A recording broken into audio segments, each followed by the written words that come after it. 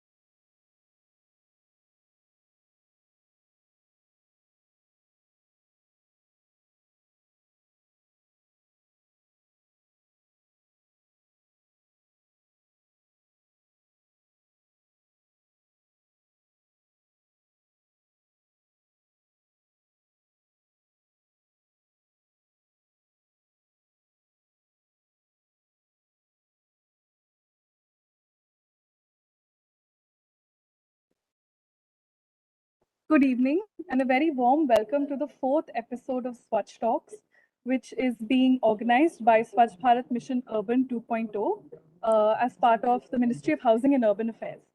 Um, I'm sure many of you have been part of our previous editions of Swachh Talks, but just for those who are new to and have just recently joined us as guests and as participants, Swachh Talks is a national peer learning webinar series that the mission has begun, where our endeavor is to create conversation around new and disruptive and innovative ideas that surround the sanitation and waste management space.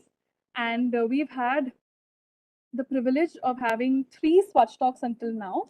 The first one was about Safai Mitra Suraksha and the mission's overall goal of ensuring that every manhole is converted into a machine hole. The second edition of the Swachh Talks saw the launch of the the behavior change communication framework. And we also discussed in depth about how IEC and Jan Andolan is the reason why we have seen improved sanitation outcomes today. And the last episode of SwachhTalks, which was the third episode, we launched the revised certification protocols for ODF, ODF plus, ODF plus plus, Water plus, and we also discussed everything relating to toilets. So today's SwachhTalk is important and essential because it's been nearly a month since India has put into effect the single-use plastic ban. And here we've collected to kind of take stock of where we are as a nation. We've called some very interesting panelists to join us, and we really hope you will enjoy today's session. This is a brief glimpse of what our agenda will be like today. And without further ado, I'd like to introduce my colleague, Deepika, who will be introducing the first speaker. Good afternoon, everyone. Thank you, Sarish, and good afternoon to all the mission directors and commissioners and the panelists who have joined us today. Uh, I would like to introduce the first speaker of the day, Dr. Satyendra Kumar. He's a director in the Ministry of Environment, Forest and Climate Change. He has worked extensively in the area of waste management and has been a key component of the team who has made amendments to the plastic waste management rules as well as the new EPR framework. I would like to request Sir to kindly take us through the plastic waste management rules amendment, the EPR framework. Sir. Thank you very much, and a very good afternoon to all the panelists, all the participants who have joined, the state mission directors of this SBM and the municipal commissioner, all the municipal commissioners, ladies and gentlemen. It is indeed an opportune time to talk about the management of plastic waste, particularly across the country, and particularly in the urban local bodies with whom today I'm connected with. Uh, I will not go into the background that why the plastic waste needs to be managed and what would be the strategy, but at the outset, I would like to highlight that when we talk about the management of plastic waste, there are two underlying principles. So one principle, based on one principles, we have come with regulation that is on elimination of such single-use plastic items which are having high littering potential and which have low utility. So based on that principle, we all know that from 1st of July, identified single-use plastic items have been banned. And there have been a ban about certain single-use plastic items since 2016 also. It's not that for the first time these items are being banned or have been banned, but states and UTs have taken partial or complete ban on carry bags and cutlery items in the past also, and they are in the place. So it's a consolidation of the efforts towards elimination of such single-use plastic items, as I have already mentioned. And the second and the most important aspect of this managing the plastic waste is to have kind of effective waste management system, and wherein to have that effectiveness in the waste management, one of the cardinal concepts is the extended producer responsibility. So I'll come to that how today's my discussion will be focused on how the urban local bodies could leverage the extended producer responsibility on plastic packaging waste, which was notified or which has been notified only this year on 16th of February. So first, I'll give a general kind of Can I request the host to allow me share my screen for sharing my presentation? Sir, it is allowed. You are a panelist. You will be able to. I think, but I'm not able to. Anyway, yeah.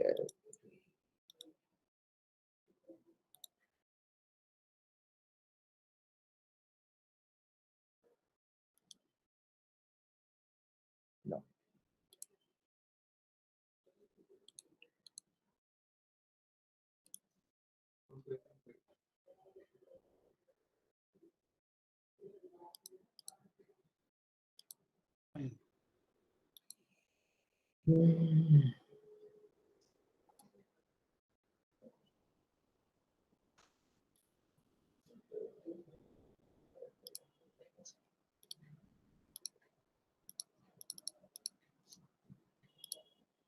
So what I'll do, I'm not able to just share my screen. So I'll just be talking about the general strategy about this management of the plastic waste.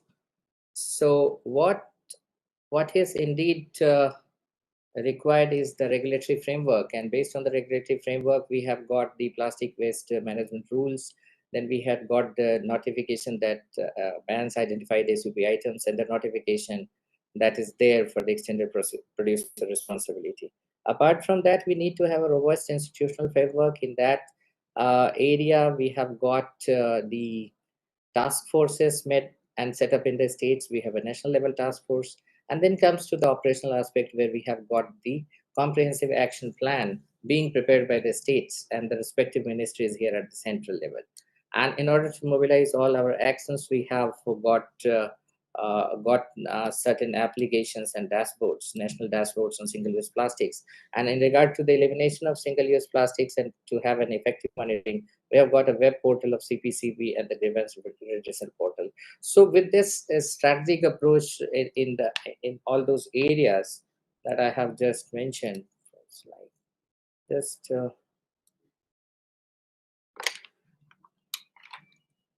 hello. The screen. I'll just a minute. I just want to share the screen. I'll take a minute or so. Screen share. So from our side, you have sharing rights. So I think if you just press on the share option, you can then present your PPT. That I have understood, but I'm not able to. Anyway.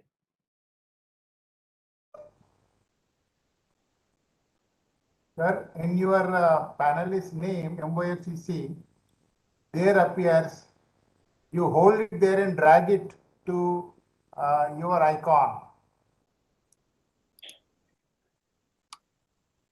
Anyways, I'll just carry on with just my this. I think you can do that. Just select your name on the panel participants there and drag it onto your picture. No, anyway. So, among the participants, anyways, what I'll do is that I'll just do the talking only, and if possible, in the meantime, if I am able to show my screen, I'll just show it. So, with this strategic framework on the management of this strategy for the management of plastic waste, we have got the list of items that need to be what do you say, banned. Apart from that, for today's meeting, my focus would be to talk about the extended producer responsibility guidelines on the plastic packaging waste, wherein I would like to discuss about how the municipal commissioners and urban local bodies can leverage the extended producer responsibility. The extended producer responsibility mandates upon the PIBOs, that is producer, importers, and brand owners, to fulfill their EPR target, that is extended producer responsibility target, by way of submitting and matching their targets with equivalent extended producer responsibility certificates. These certificates would be generated by the recyclers and end of disposal entities, and end of disposal entities are the road construction companies, then cement co-processing plants, and other processes where it could be used, then waste to energy plants and waste to oil. Now, coming to the main point, that how this setup is going to help the urban local bodies in managing the plastic waste in their respective jurisdictions. So it is like this, because now the producers have been mandated, there could be several options. A few options I would just highlight is that the urban local bodies can get in touch with the producers or brand owners to collect and manage the plastic waste in their areas, and then under some kind of an arrangement, maybe an MOU or any arrangement, and based on that, they can have a kind of revenue sharing model when they collect it and take it to the cement co-processor or take it to the recyclers. Because under the new EPR guidelines, what has been made is that this EPR certificate, or getting the EPR certificate from recyclers or end of life disposal entities, has been made a kind of remunerative item. Now, if the producer wants to meet their EPR obligation, they need to have that certificates with them, for which they may have and they will have to pay prices to those recyclers and end of disposal entities. So this is one way where the urban local bodies can join hands with the producers and brand owners to go in for the collection and transportation to the recyclers and end of life disposal units. So this is one area which could be looked at by the urban local bodies. And second way could be that where the urban local bodies can set up their own facilities of recycling. They can set up their own of waste to energy, waste to oil plants. So in that sense, they can have their in-house through maybe through the public-private partnership models, all these recycling facilities established in their jurisdiction or outside their jurisdiction, and based on that they can have a revenue sharing model. Thirdly, I have come across a point that if we are taking this right now, the cement processing plants or any particular recycler are just getting these waste, plastic waste, or the total waste at no cost. But this scene, based on the recent notification on APR, is going to change, and there it will happen that the ULBs can get into arrangement for the collection and transportation also, because that will help them get that valid APR. Right now, there was no mandate of APR, and it was a generic kind of thing that was or that has been had been followed. So with this, the urban local bodies can leverage the new APR mechanism.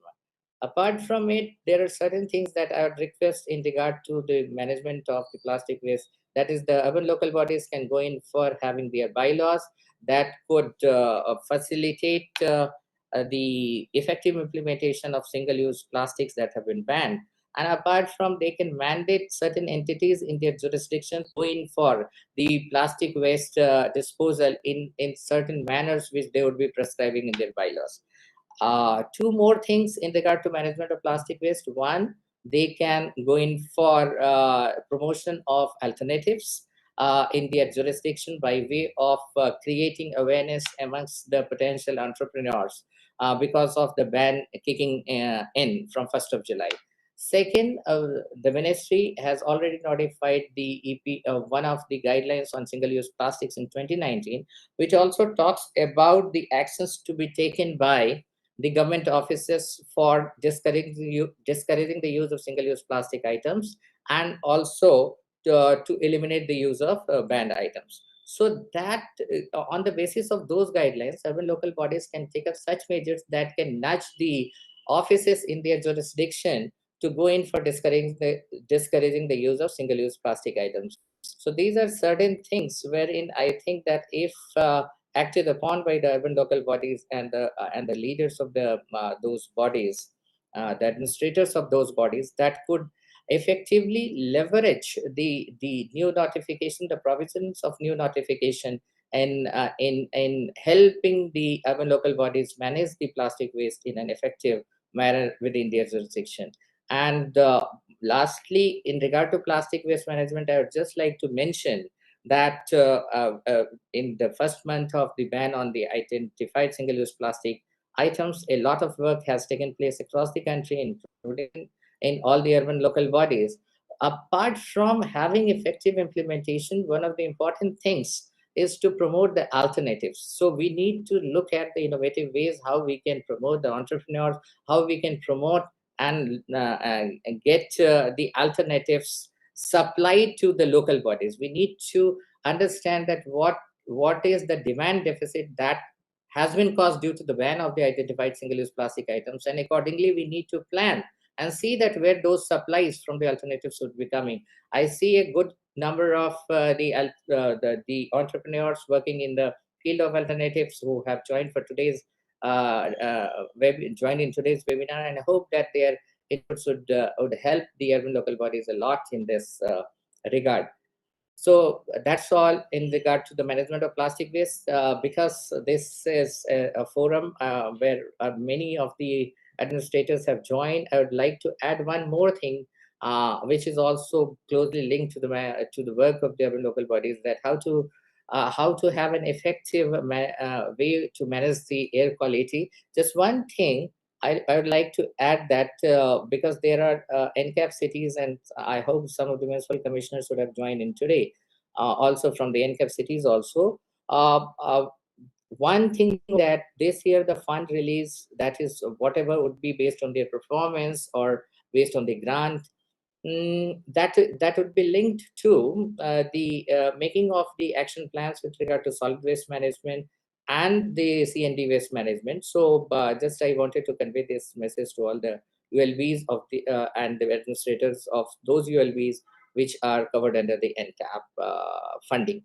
So with this, I hope today's discussion is going to benefit all the municipal commissioners and everyone in moving ahead with an effective plastic waste management approach, and also to effectively take measures for the elimination of single-use plastics and promotion of alternatives. Best wishes to all the municipal commissioners and the panelists. Thank you very much. Thank you. Thank you very much, sir.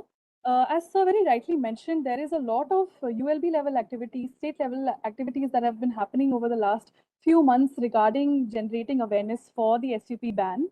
And one such example is the Union Territory of Chandigarh. And we're very grateful to Anindita ma'am for joining us, even though she's a bit unwell and in quarantine right now because she has COVID. So thank you very much, ma'am, for joining us and giving us your time. And we'll be sharing a short video to show you how Chandigarh has made this in-house AV to spread awareness about the SUP ban.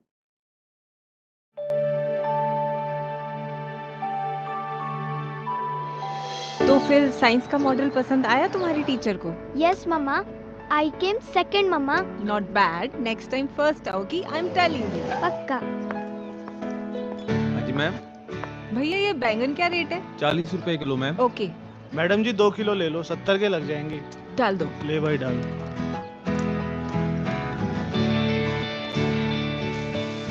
रुको भैया, इसमें मत डालो. ये लो, इसमें डाल दो. बेटा बैग में सब्जियां डालने से बुक्स खराब हो जाएंगी ना? और कचरे में प्लास्टिक डालने से अर्थ भी तो खराब होती है ना मम्मा.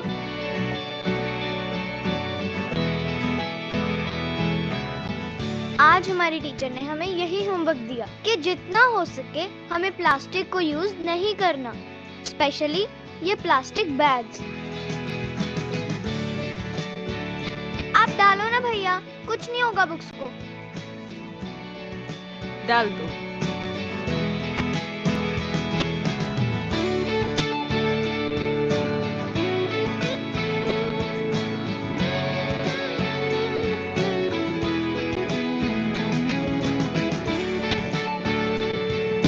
मेरी नजर में तुम सेकंड नहीं फर्स्ट आई हो.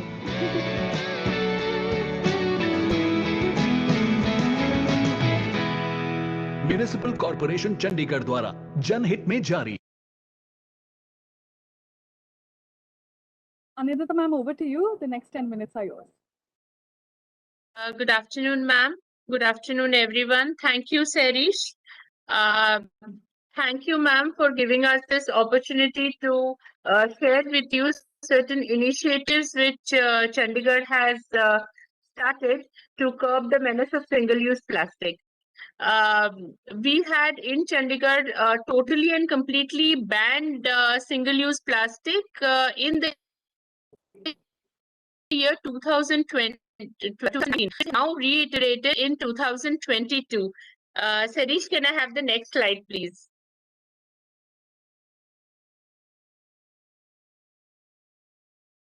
Serish, next, please. Yeah. So next, please. As I was mentioning, we had completely banned our plastic in 2019. Though with the ban, our usage of plastic came down quite a bit. However, we still cannot boast of being completely single-use plastic free.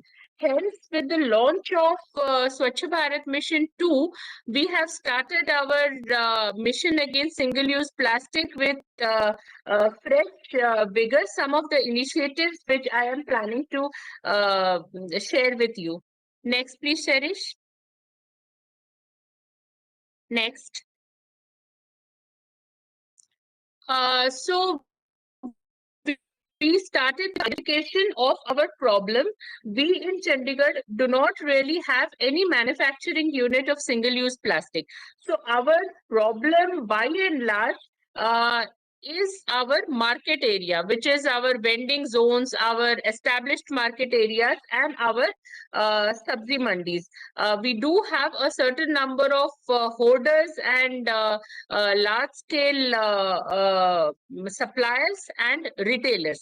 So we have mapped all our hotspots across the map of Chandigarh so that we know where to focus on. Next, please.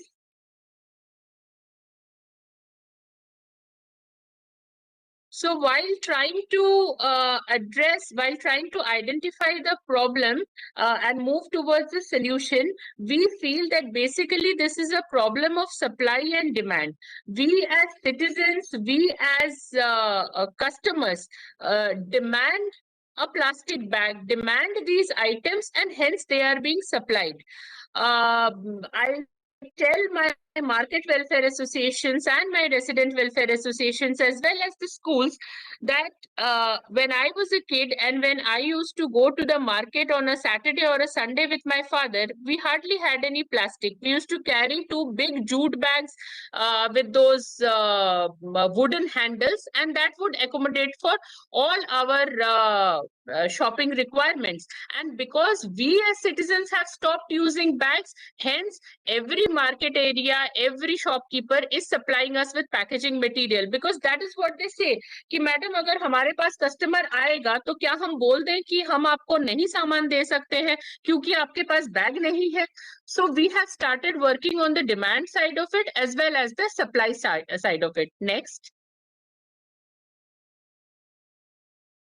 So we have named our campaign Back to Basics, because in olden days, especially in the times of my childhood at least, we used to have good practices of carrying a bag. So in our Back to Basics, we have launched a couple of initiatives. The first initiative is carrying your own bag, of course. Next, please. Next, please. So this is our next initiative, Har Gaadi Bin, Har Gaadi Bag. This is an attempt to prevent littering as well as reducing the usage of plastic. So if we carry our bags ourselves, then obviously we do not need a bag to be given to us by the shopkeeper. This is very relevant in the context of Chandigarh because Chandigarh has the highest per capita number of cars anywhere in the country. For every 1,000 people, we have more than 878 vehicles. So therefore, if we target car owners, we would have targeted almost 90% of the population. For this, we are trying to have an institutional mechanism by virtue of which the registration and the licensing authority has made it compulsory for every new vehicle when it is being sold, as well as every person who is coming in to renew his or her registration of the vehicle or the license automatically is given a license or is given a renewal only if his bag or his car has a bag and has a bin. Next, please. The next campaign which we have started is selfie with bottle and selfie with bag. So we are trying through social media to promote this plastic ban. We have all pledged to ourselves, whether it is in the government sector or whether it is in the schools or other private sector organizations, that we shall not use plastic bottles at all. We shall carry our own bottle to office as well as carry our own bags. Next, please. Another initiative which we have recently started in Chandigarh is the SwachhTalks ki Pathshala. I don't know, somewhere the picture is not visible. So we have 200 schools in Chandigarh. We have covered about 20 of them. Between me and my joint commissioners, we addressed the morning assembly of the school, in which we not only take a pledge not to use plastic, but also speak with the students and respond to their questions about segregation of waste, home composting, as well as not using plastic at all. So we are trying to use this young brigade as our anti-plastic police. We are on the way of launching our Chalan books also, which the student shall be using to Chalan his parent. Of course, it is just a make-believe Chalan which we are in the process of giving, that the student shall Chalan his or her parent for non-segregation of waste if he or she finds that the garbage collector is being given unsegregated waste or is using banned plastic at any point of time. Next, please.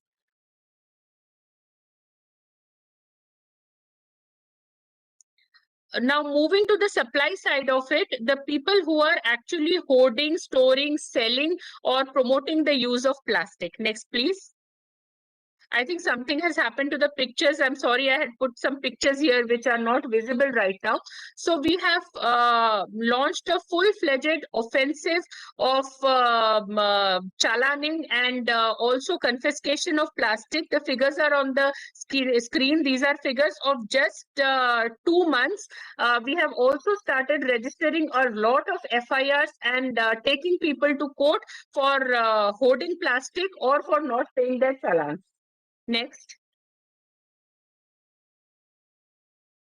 We have also announced monetary cash prizes for the first Market Welfare Association, which shall prove itself to be completely plastic free by September 2022. And I'm happy to share that all market welfare associations are now part of this race. Part of this race for becoming the first market for being completely plastic free. We have also tried to promote their civil works, as in the market which shall help us shall automatically get a preference as far as their physical infrastructure creation or repairs and maintenance by the municipal corporation.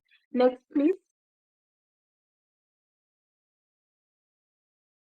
So we have about 80 market welfare associations. We have managed to reach out to at least 60 of those market welfare associations, and they are participating with us in our war against single-use plastic. Next. And Chandigarh has started responding. Next.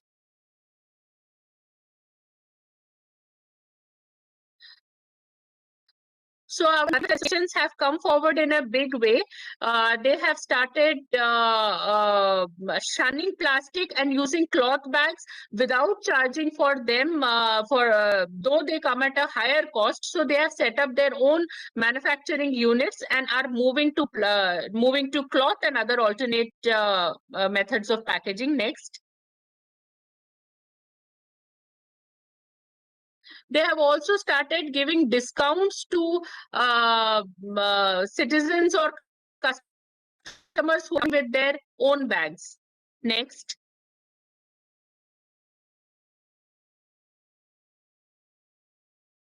They have also started coming out with lucky draws once in every 15 days amongst all the customers who are carrying bags, and giving them cash prize gift coupons of about 2,000 to 5,000 rupees, varying between various market welfare associations. Next.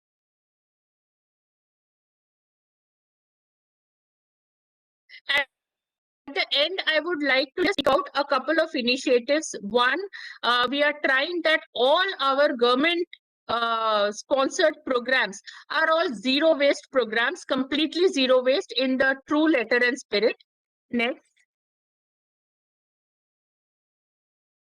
In 3 of our initiatives, we have dovetailed 2 schemes of Mahua. One is Swachh Bharat Mission 2 and the other is National Urban Livelihood Mission. So in order to promote Swachh Bharat Mission, we are engaging the service. One self-help group has started, of course, with funding through National Urban Livelihood Mission, a complete catering service in which all the crockery used is completely plastic-free. It is glass or it is steel.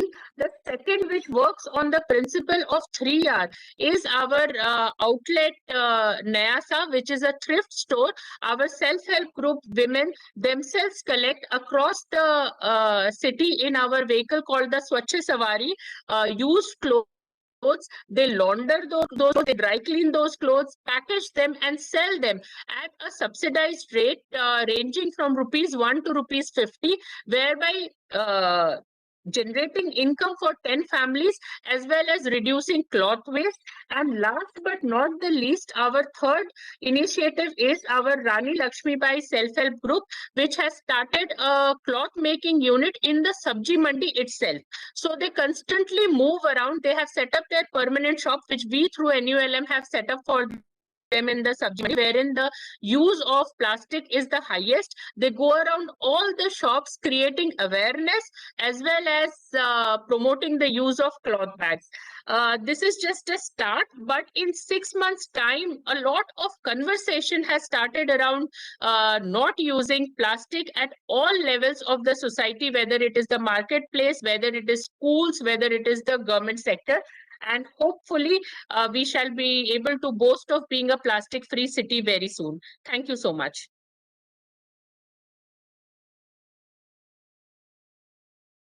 Thank you very much, ma'am. Chandigarh truly is an example of awareness activities and campaigns that they do. They really do stand out, and I would urge everyone to follow their Twitter page, MC Chandigarh. It's a very active page, and they constantly share updates on what they are doing on a daily basis.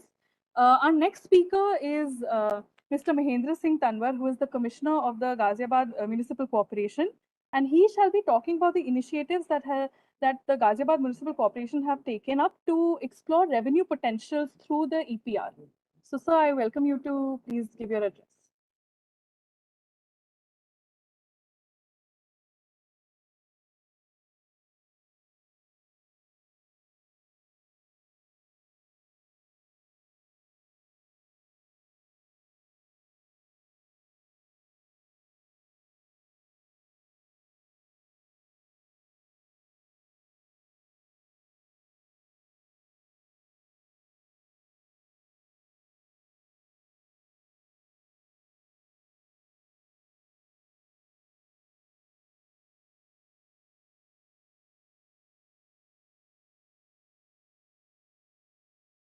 So, we request you to unmute yourself.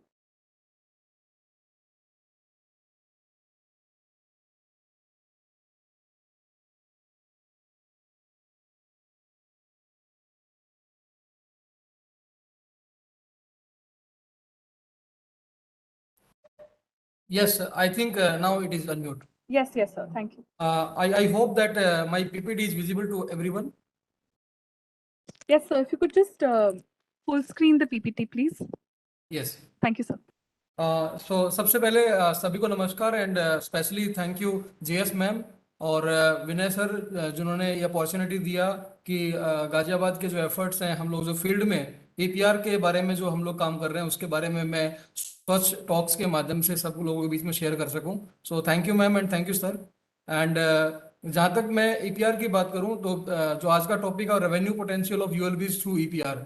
EPR एक नया concept है जिसे Satyendra sir ने भी सारी बातें रखी और मैं बहुत ध्यान से सुन रहा था उनकी पूरी बातें कि नया डेवलपमेंट क्या आया है ईपीआर में और हम लोग कहीं कोई पॉइंट मिस तो नहीं कर रहे हैं. But I am very happy कि जितनी बातें सर ने शेयर की सारी चीज़ें हम लोग गाजियाबाद में फॉलोअप कर रहे हैं. और जहाँ तक आज के टॉपिक की बात है ये सही बात है कि ईपीआर को लेके बहुत अवेयरनेस यूएलबी लेवल पे अभी तक नहीं आया है और अभी ये बिल्कुल सही टाइम है कि हम ईपीआर के बारे में बात करना शुरू करें.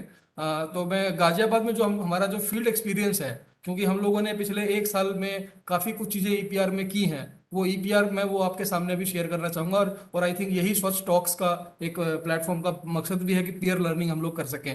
स्टार्ट करने से पहले हम लोग सारी चीज़ें जो करते हैं गाजियाबाद में वो गजब गाजियाबाद के नाम से हम लोग अपना काम करते हैं. ये इनिशिएटिव हमने 1 साल पहले स्टार्ट किया था कि गाजियाबाद को एक ब्रांडिंग की जाए। गजब गाजियाबाद के नाम से हमने ब्रांडिंग स्टार्ट की। लार्जली प्लास्टिक टूरिज्म, गजब गाजियाबाद, इस तरह की चीजें जो हम लोग यहाँ से पोस्ट करते हैं, उसका एक लार्जर व्यू एक स्लाइड में रखा गया है। इसके तहत हम लोगों ने पिछले 1 साल में 6 लाख टन से ज्यादा का लीगेसी वेस्ट हम लोगों ने क्लीन किया है at a very competitive price of 308 rupees पर टन रुपीज। गार्बेज फैक्ट्री हमने स्टेब्लिश की है। गार्बेज फैक्ट्री का जो मेन मकसद है वो एक ऐसी फैक्ट्री स्टेब्लिश करना जो गार्बेज को प्रोसेस करती हो, और जो हमारे जो रैक पिकर्स या सेग्रीगेटर्स हैं उनको हम सोशो इकोनॉमिकली कैसे उनका जो लाइफस्टाइल है उसको अपलिफ्ट कर सकते हैं। ये गार्बेज फैक्ट्री में हम लोग उनका एक प्ले जोन भी डेवलप कर रखा है, और साथ में एक प्लास्टिक म्यूजियम भी हमने डेवलप किया हुआ है। तो प्लास्टिक टूरिज्म का कॉन्सेप्ट जो गाजियाबाद ने स्टार्ट किया था, उसके लिए लास्ट एसबीएम में जो स्वच्छ सर्वेक्षण हुआ था उसमें 10+ लाख यूएलबीज में हम लोगों को नेशनल अवार्ड भी मिला था इनोवेशन में। तो वो भी अभी हम लोग काफी आगे उसको लेके आ चुके हैं। एक म्यूजियम भी हम लोगों ने गार्बेज फैक्ट्री में बनाया है। उन सारे प्रोडक्ट को हमने इसमें रखा है जो वेस्ट प्लास्टिक से बनाए जा सकते हैं। इसके अलावा रिसाइकलेबल्स को हम लोगों ने सेल किया है डायरेक्टली। जो रिसाइकलेबल है उसको हमने डायरेक्टली सेल किया है। जो रिसाइकलेबल नहीं है, जैसे प्लास्टिक की बात करें, तो उसको ईपीआर के माध्यम से कैसे रेवेन्यू मॉडल डेवलप कर सकते हैं, इस चीज के ऊपर हम लोगों ने फोकस किया है।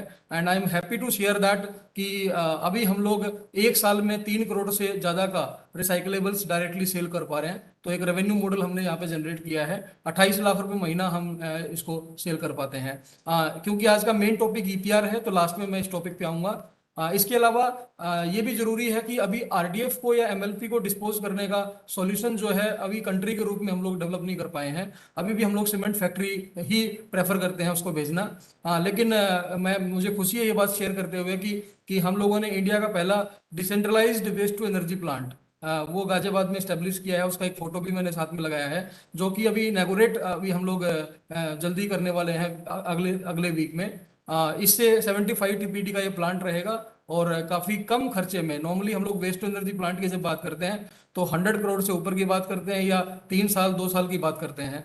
बट हम लोगों ने इसको ये स्टेप करके दिखाया है कि 4 से 5 करोड़ रुपए की इन्वेस्टमेंट में हम 4 से 6 महीने के अंदर decentralised waste to energy plant भी डेवलप कर सकते हैं, जो आने वाले टाइम में जो आरडीएफ की एमएलपी की जो डिस्पोजल है, जो रिसाइकल नहीं हो सकता है, उसको हम सिटी का सिटी में ही डिस्पोज कर सकते हैं। और उससे जो एनर्जी निकलेगी वो किसी इंडस्ट्री को हमने, जैसे ये मॉडल जो है हमने एक इंडस्ट्री के साथ में टाइप किया है, तो उसकी फैक्ट्री में जाकर ही हमने अपना प्लांट लगा दिया है। तो ये जो डिमांड सप्लाई को हमें कैसे मैच करना है, इस चीज में हमने फोकस किया है। और अभी मैंने रिक्वेस्ट भी किया है मिनिस्ट्री से कि हमारे जो हम क्लेम कर रहे हैं, एक बार वेरीफाई भी किया जाए कि क्या वास्तव में हम लोग इंडिया के पहले decentralised waste to energy plant हमने स्टेब्लिश किया है अथवा नहीं।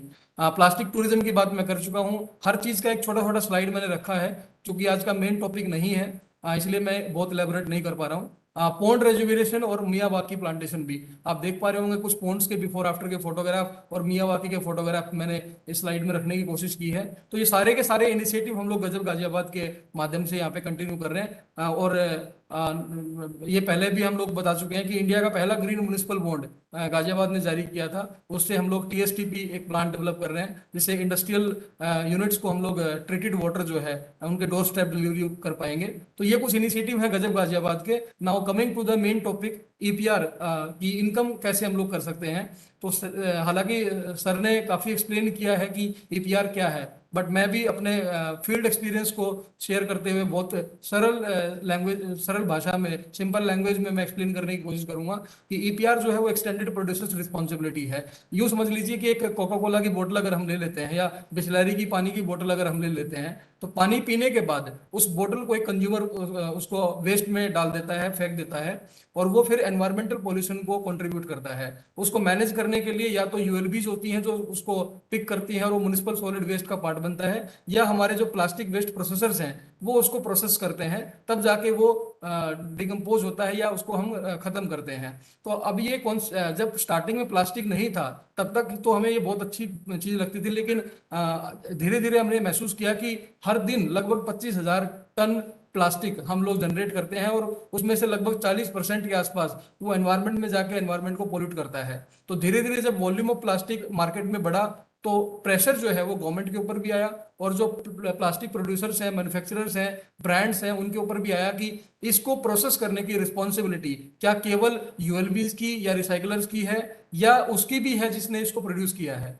तो इसलिए इसका नाम एक्सटेंडेड प्रोड्यूसर्स रिस्पॉन्सिबिलिटी रखा गया है कि जिसने इसको पैदा किया है उसकी रिस्पॉन्सिबिलिटी को हमने एक्सटेंड कर दिया है। उनकी कन्वेंशनली उनकी रिस्पॉन्सिबिलिटी जब तक वो प्रोडक्ट सेल नहीं होता था तब तक उनकी रिस्पॉन्सिबिलिटी मानते थे, लेकिन अब उनकी रिस्पॉन्सिबिलिटी वहां तक है जब तक हम उस प्रोडक्ट को प्रोसेस ना कर सके प्रॉपरली साइंटिफिक तरीके से, इसलिए इसको नाम ईपीआर रखा गया है। ये कॉन्सेप्ट है ईपीआर का।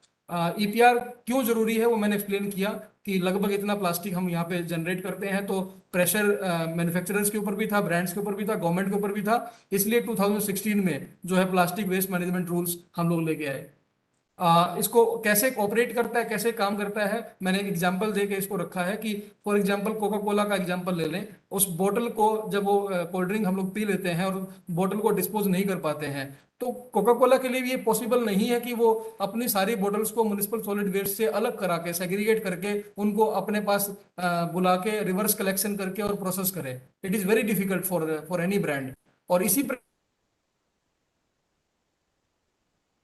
युवा को सेग्रीगेट करे और सबको बताए, बिस्लरी को, हल्दीराम को, कोका कोला को, कि आपने इतना प्लास्टिक वेस्ट प्रोड्यूस किया है और इसको प्रोसेस करने में हमारा इतना खर्चा लगा है और आप इतना पेमेंट हमको दीजिए या रिसाइकलर को पे करिए। तो ये these things are very cumbersome, complex, तो that is why a concept of collective responsibility came. और उसमें इस चीज को थोड़ा सा और आसान कर दिया कि हम ये कर लेते हैं कि अगर फॉर एग्जांपल कोका कोला है, उसने अगर 100 बोतल उत्तर प्रदेश में सेल की हैं, तो उनका जो वॉल्यूम है सेल का, उसका जो वेट में कन्वर्ट करके जितना आएगा वो हम टारगेट स्टेट का मानेंगे कि इतने सर्टिफिकेट उनको जनरेट करने होंगे और सीपीसीबी में सबमिट करना होगा कि इतने प्लास्टिक की प्रोसेसिंग की जो जो रिस्पॉन्सिबिलिटी है उसके ऊपर जो खर्च आया है उसमें हमने शेयर किया है। ये उसका एक रिफ्लेक्शन होता है। इसी प्रकार इस चीज को और आसान करने के लिए पीआरओज का रोल निकल गया। पीआरओज बेसिकली जो प्रोड्यूसर रिस्पॉन्सिबिलिटी ऑर्गेनाइजेशंस हैं, ये ब्रिज का काम करते हैं ब्रांड्स के बीच में और यूएलबीज के बीच में, या यूं कहें कि जो पीडब्ल्यूपी है हमारे प्रोसेसर्स हैं उनके बीच में।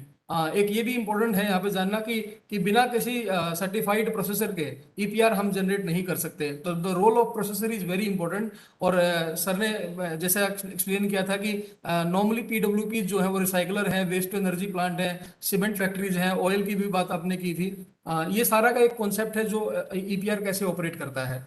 जहां तक गाजियाबाद की बात करूं रेवेन्यू मॉडल के पोटेंशियल की, तो प्रेजेंटली हम लोग 1500 ton per day MSW generate करते हैं और सीपीसीबी और मिनिस्ट्री ये कहता है कि अप्रोक्सीमेटली 6% जो म्युनिसिपल सॉलिड वेस्ट है वो प्लास्टिक वेस्ट होता है। तो इसी को हमने टारगेट करके ये जनरेट किया कि हमारा पोटेंशियल कितना है। तो 30,000 टन के ईपीआर सर्टिफिकेट्स हम लोग जनरेट कर सकते हैं और एक रेवेन्यू मॉडल बना सकते हैं।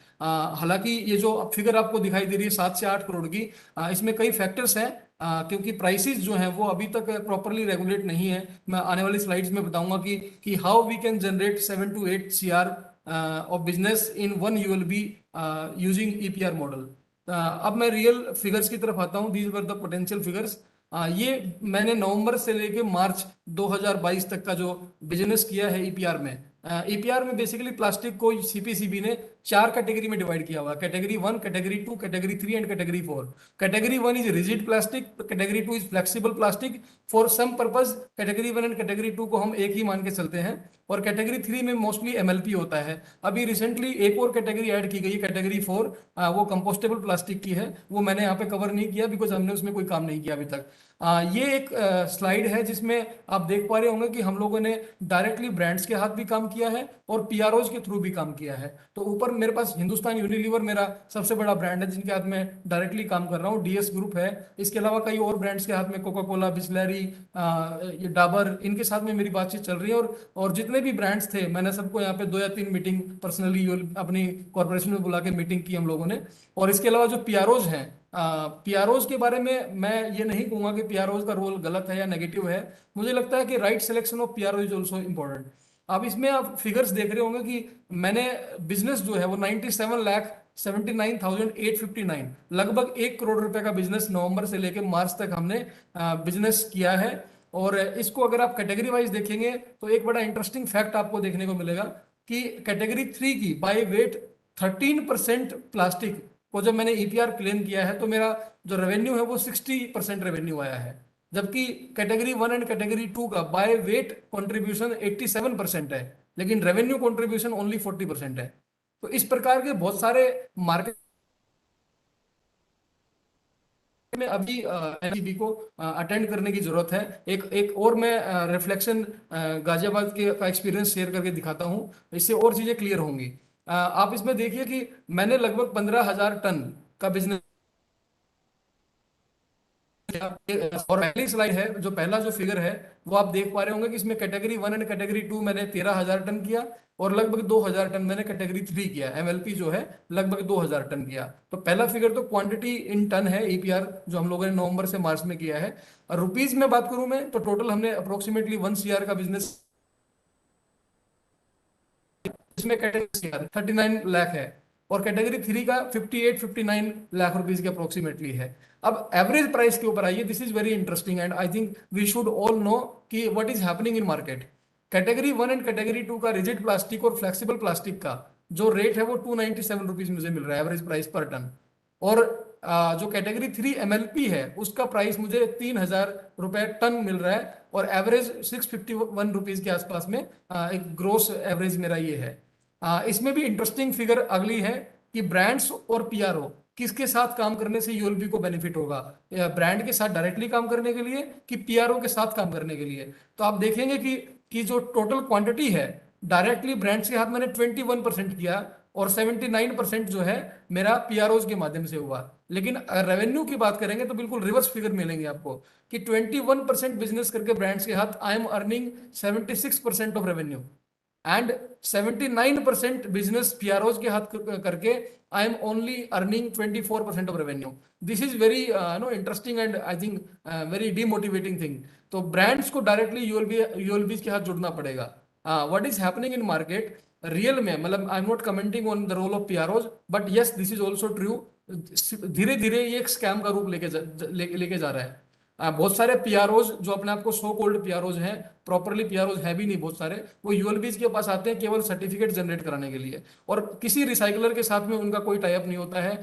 वो बहुत सारे इसमें डॉक्यूमेंटेशन लेवल पे ही प्रोसेसिंग दिखाई जाती है, कोई काम नहीं होता है। तो इस चीज को मुझे लगता है कि रेगुलेट करने की जरूरत है और हमें प्राइस को लेके भी एक रेगुलेशन की जरूरत पड़ेगी। मैं आगे आने वाली स्लाइड्स में बताऊंगा कि वे फॉरवर्ड क्या है, हमें किस तरफ जाना पड़ेगा।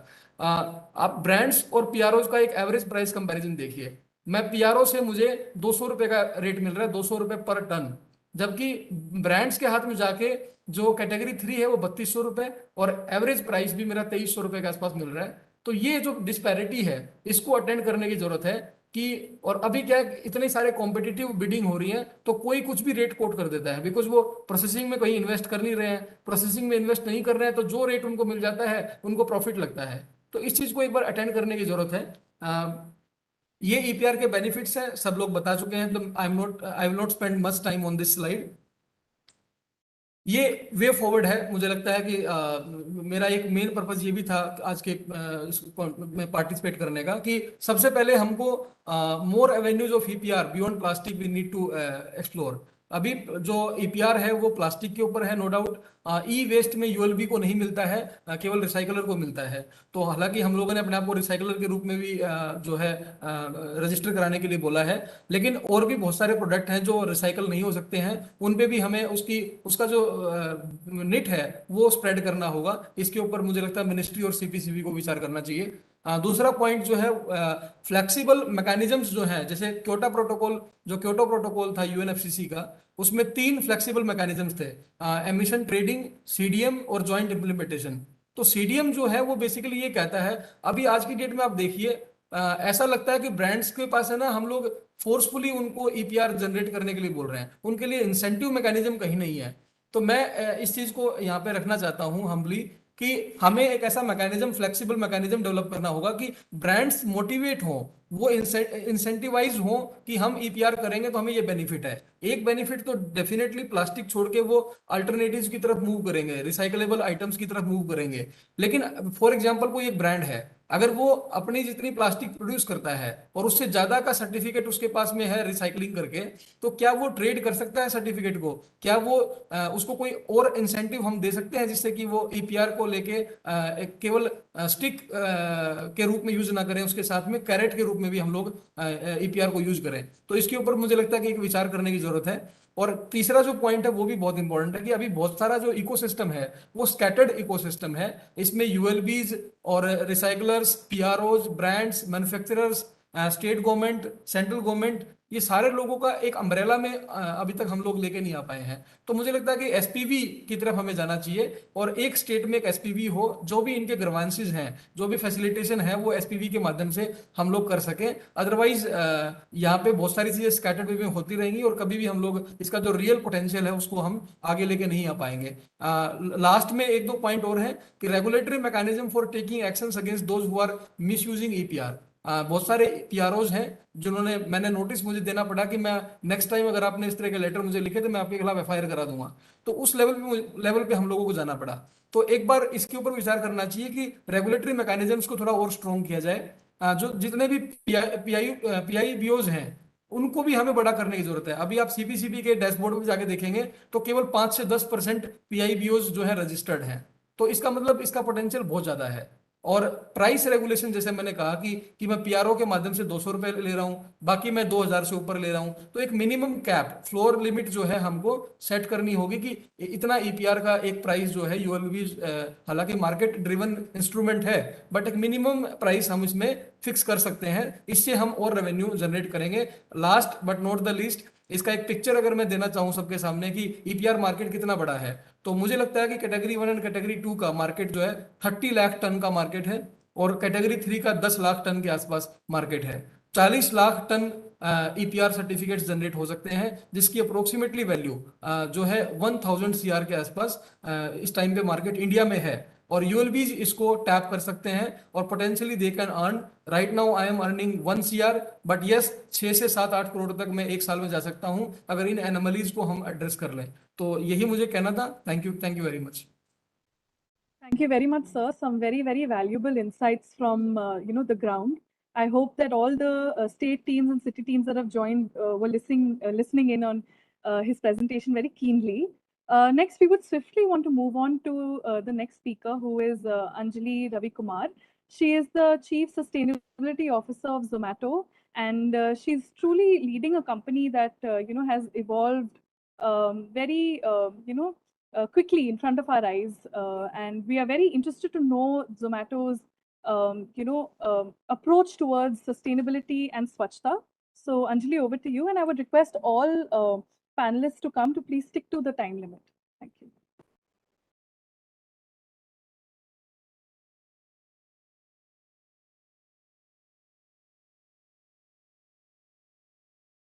Anjali, you're on mute. Are you able to hear me now? Yes. Okay, wonderful. Thank you so much, Seharish, and thank you for having Zomato at this esteemed panel. And I really appreciate all the presentations made, very inspiring examples from Chandigarh and Ghaziabad, definitely, and hope to collaborate with the municipalities and corporations. Just to quickly get into how Zomato looks at this issue. So our purpose is really better food for more people, and in trying to strive for that purpose, we have to carry along many stakeholders, not just customers and shareholders who are more traditional stakeholders, but definitely our delivery partners, our restaurant partners. We have to try to minimize our impact on environment and maximize our positive impact on society. How Zomato works very quickly is when you place an order for your favorite food on the app, that order is relayed to a restaurant. The restaurant partner will look at what the order is, pack food at the restaurant premises, seal the packet, and then a message is sent to look for a delivery partner. The delivery partner will pick up the packet, not tamper with it. So delivery partners are not allowed to open packages because of food safety reasons. And then the order is delivered to the customer. I should point out that with respect to packaging, it's important to know that the packaging is the choice of the restaurant. We do give suggestions and guidelines in terms of it should be spill proof, but we do not dictate the material of the packaging at all. Restaurants are free to choose according to their budget, their cuisine, their philosophy, etc. What you should know is, where is Zomato present? Zomato is present in about 1,000+ cities. We just added 500 cities last year. We did about a little over 500 million orders. We serve about 15 million consumers a month, and we have about 1.8 lakh restaurants on our platform, and about 2.8 lakh delivery partners who are active on a monthly basis. We have 6 pillars within sustainability, and what you will see is that a waste-free world is one of those 6 core pillars for how we see ourselves growing in the future, to be planet positive as well as people positive. Some highlights from work that we've done so far is that we were one of the first actually to have to commit from India to the EV100 initiative, which means we have committed to transitioning the entire fleet to 100% electric by 2030. We've also been among the first to have a large carbon offsets program of about 500,000 metric tons last year. And you should know that about 18% of orders are delivered on bicycle. I'm going to come to what we're doing on waste in some detail. As I mentioned, waste-free world is one of our core sustainability themes that we will continue. We're committing to work on this for the next 10 years at least. And a few facts that I think are important for everyone to know is that currently there are about 10% of meals in India are consumed outside of home, and about less than 10% of that are consumed via online ordering. But at the same time, what is, I think, an even more important fact is that about 60% of restaurants are actually in the unorganized sector even today. So we are really talking about a lot of restaurants that are not formal entities. They may not be procuring their packaging material through formal sources. They might be procuring the packaging material through informal sources, through local markets, etc. These are not highly regulated. They are regulated through FSSAI and local municipal rules, but they may not qualify as strictly organized sector entities. There are 2 kinds of waste that online ordering in particular generates: food waste and packaging waste.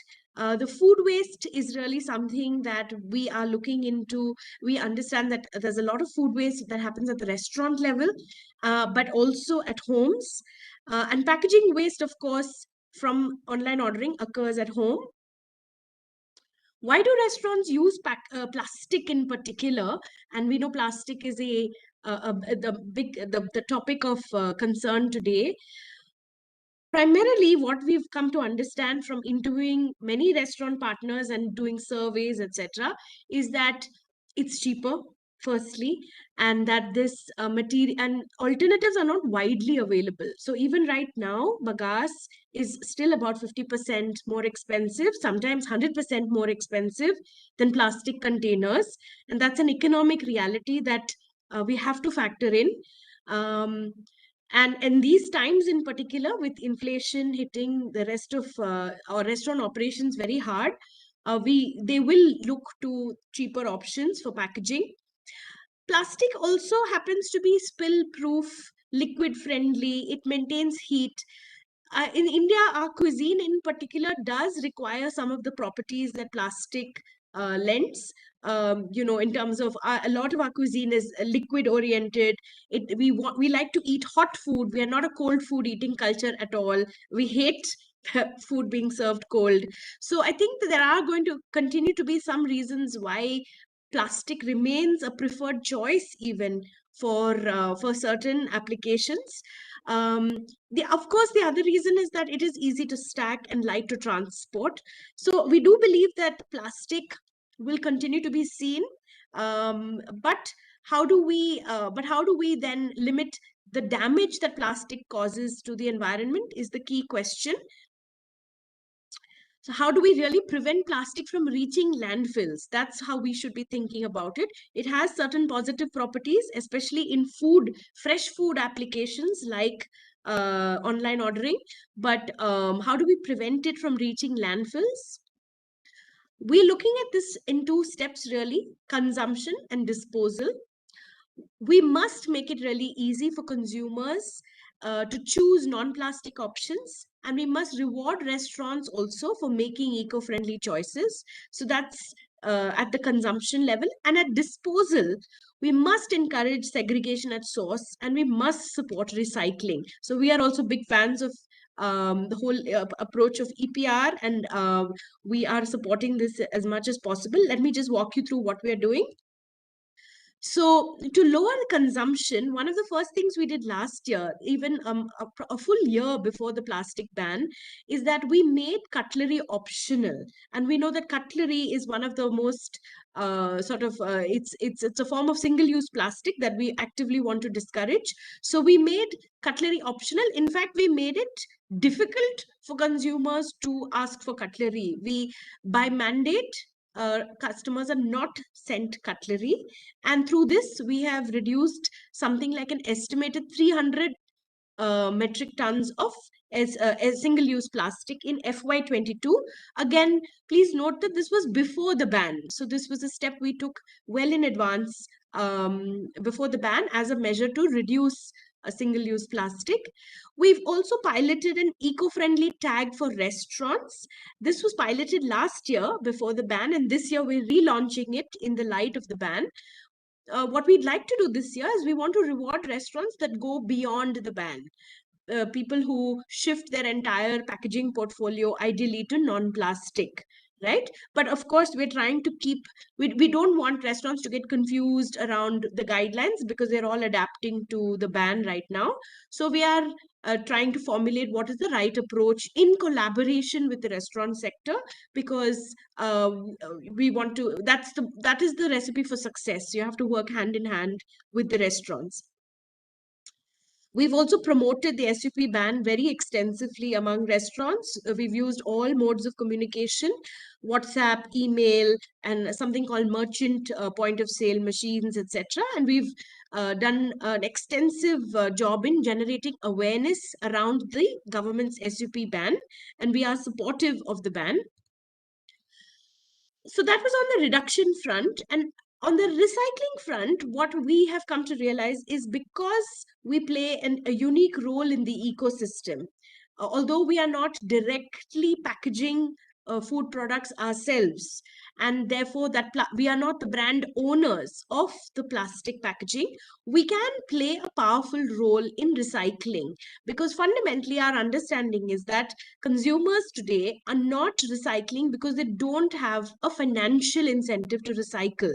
We have all been spoilt by the fact that our raddiwalas would give us money for maintaining our newspapers, glass, steel, electronics. My mother had a whole shelf where she kept items for the raddiwala. It was actually, it was very well organized. But the fact is that that system doesn't exist yet for plastic to be cleaned and maintained and stored waiting for the raddiwala. Therefore, actually a value chain needs to be created, particularly for the kind of plastic that is used in online ordering. In online ordering, it's a lot of grade 5 polypropylene plastic, which doesn't have a solid value chain, unlike PET. So we believe that by contributing voluntarily to recycling, using the EPR mechanism that the government has designed, we will incentivize collection of this grade of plastic. So we have partnered with the Indian Pollution Control Association, IPCA, and we've asked them to ensure that close to 20,000 metric tons of plastic, most of which is polypropylene, is collected and recycled. A 3-year plan, therefore, in addition to maintaining 100% plastic neutral deliveries, wherein we will be recycling more than the amount of plastic that restaurants are using for packaging, We will continue with the no cutlery option. Although today we know that all cutlery is not going to be plastic. It'll be this will even cut down consumption of wooden cutlery. That is today the norm. We have a 3-year plan in which we want to deliver 100 million eco-friendly orders. We will educate at least 1 million consumers and 101 lakh restaurants on waste segregation and recycling. We will also enter partnerships with governments, startups, NGOs, others for innovative and sustainable packaging solutions. As a last point, you should know that Zomato has a business called Hyperpure, which supplies goods to restaurants. It's like a big basket for restaurants. And through Hyperpure, we reach about 50,000 restaurants in the country. And we offer, again, a full range of eco-friendly packaging solutions. That's it for now. But I hope to stay in touch on addressing the plastic pollution issue in India.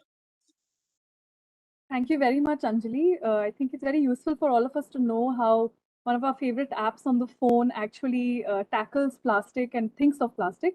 It's good to see a 3-year plan, etc. In the making. So that's very good. We'll move on to the next speaker. He is very commonly known as the Flogman of India, but his actual name is Mr. Ripu Daman Devli. So without further ado, I would request Ripu to kindly share his video. And please stick to the time limit. Thank you. Thanks, Harish. Wonderful to be here. It's a very, very important, a critical discussion, literally for our existence. I would like to quickly start my presentation if that is, yeah, that's working. Let's see if this works.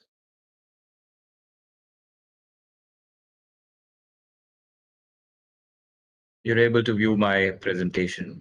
Yes. Right? Yes. Okay, all right. So we created a couple of movements, the Litter Free India movement, the Bloggers of India community.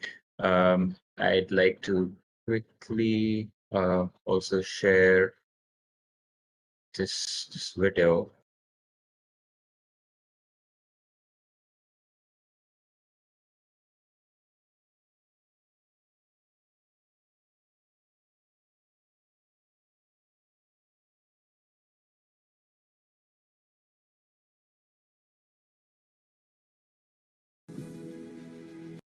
So I'm going to play this video. It's just a 90-second video.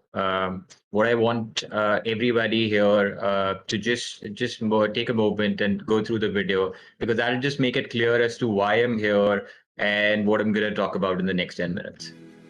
130 crore देशवासियों ने single use plastic से मुक्त होने का संकल्प लिया है। पर्यावरण संरक्षण की दिशा में भारत ने पूरे विश्व में जिस प्रकार की लीड ली है, उसे देखकर आज सभी देशों की नजरें भारत की ओर टिकी हैं। हमारे ही देश के एक नौजवान ने एक बड़ा ही अनोखा अभियान चलाया है। उनके इस काम पर मेरा ध्यान गया। श्रीमान रिपु दमन बेलवी जी एक अनोखा प्रयास कर रहे हैं। वे प्लॉगिंग करते हैं।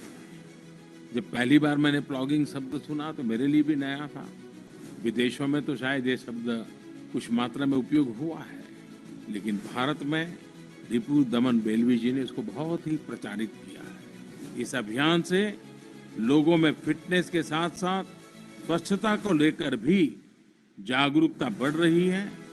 मुझे विश्वास है कि 130 करोड़ देशवासी इस दिशा में एक कदम उठाएंगे तो सिंगल यूज प्लास्टिक की मुक्त होने की दिशा में अपना भारत 130 करोड़ कदम आगे बढ़ जाएगा। मैं रखूंगा अपने इंडिया को साफ। मैं करूंगा अपने गांव की सफाई। मैं करूंगा बापू का सपना पूरा और दूंगी योगदान स्वच्छ भारत के लिए।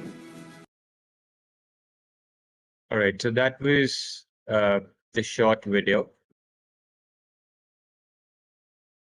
I'll quickly go back to my presentation. I wish there was an easier way of doing this. Okay. So Here's the here's a picture that that went viral a couple of years ago. This is our view of nature and nature's view of us. Uh, what and then what we started doing was because what happens is when people look at people cleaning around us, rack pickers, sanitation workers, municipal workers, what our first point was, what do we call them? We call them katrewala. But actually, the kachewalas are us because we litter, we trash. Now, how do you drive the Jan Andolan around it? That's the focus of my discussion. How do you get people to participate in something which is looked down upon? Hey, I pay taxes. I am a responsible citizen because I pay taxes, I keep my house clean, I do work, I take care of my parents. If my streets are littered, that's not my responsibility. It's the urban local body's responsibility, rack picker, sanitation workers' responsibility. And we wanted to shift that narrative and say 1.3 billion Indians, everybody needs to be a part of the solution, not the pollution. And what we wanted to do was we wanted to make cleaning up other people's litter the coolest thing to do so that we can get each and every citizen to be a part of this movement because 2014 this government came into existence. Swachh Bharat mission was launched and it was until 2016 when I started thinking about what to do in life, move out of my corporate career and trying to figure out what can I do for the country. I realized Swachh Bharat movement was great. There was a lot of work going on, but somewhere the people's participation or the awareness among regular people, and I'm talking about people who are very well educated, wasn't there. And we figured out to get everybody involved.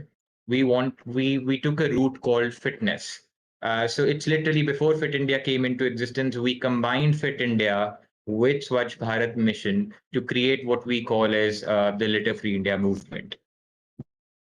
A quick snapshot of what the movement has done till date. We've organized more than 600 cleanups across 100 odd cities. As I said, it's called India's first eco-fitness movement.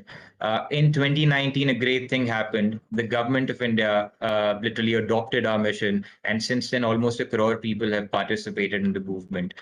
In 2019, after doing work for almost 3 years on ground with schools, colleges, and local RWAs, citizen movements across the country, we took a major step. We created a campaign called Run to Make India Litter Free, where, I mean, the idea was I will be running 50 cities in 50 days and cleaning up 1,000 kilometers on foot, because people follow your actions, not your words.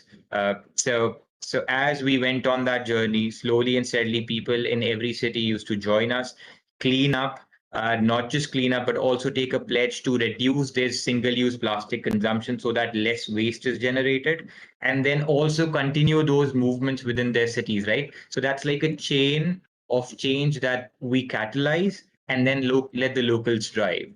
The next the recent campaigns that we've done, which I'm going to focus on, is the race campaign with the UP government recently. I'm sure a lot of you are aware of it. We've also done various other campaigns. I'll talk about Right for Change, Trash Workout, Plastic Upwas. But I want to take a moment, take a step back. We all know this, but we need to understand the gravity of the situation or the problem that we're dealing with. Now, it's not about the waste. It's not just about the waste that we generate. It's also about the waste that's not being collected. And that's almost 40% of it as per CPCB estimates. The economic time comes from the CPCB report. Also, the fact that after COVID, a lot of that segregation in the household that was happening is kind of gone out of the window. And awareness needs to be built again around it.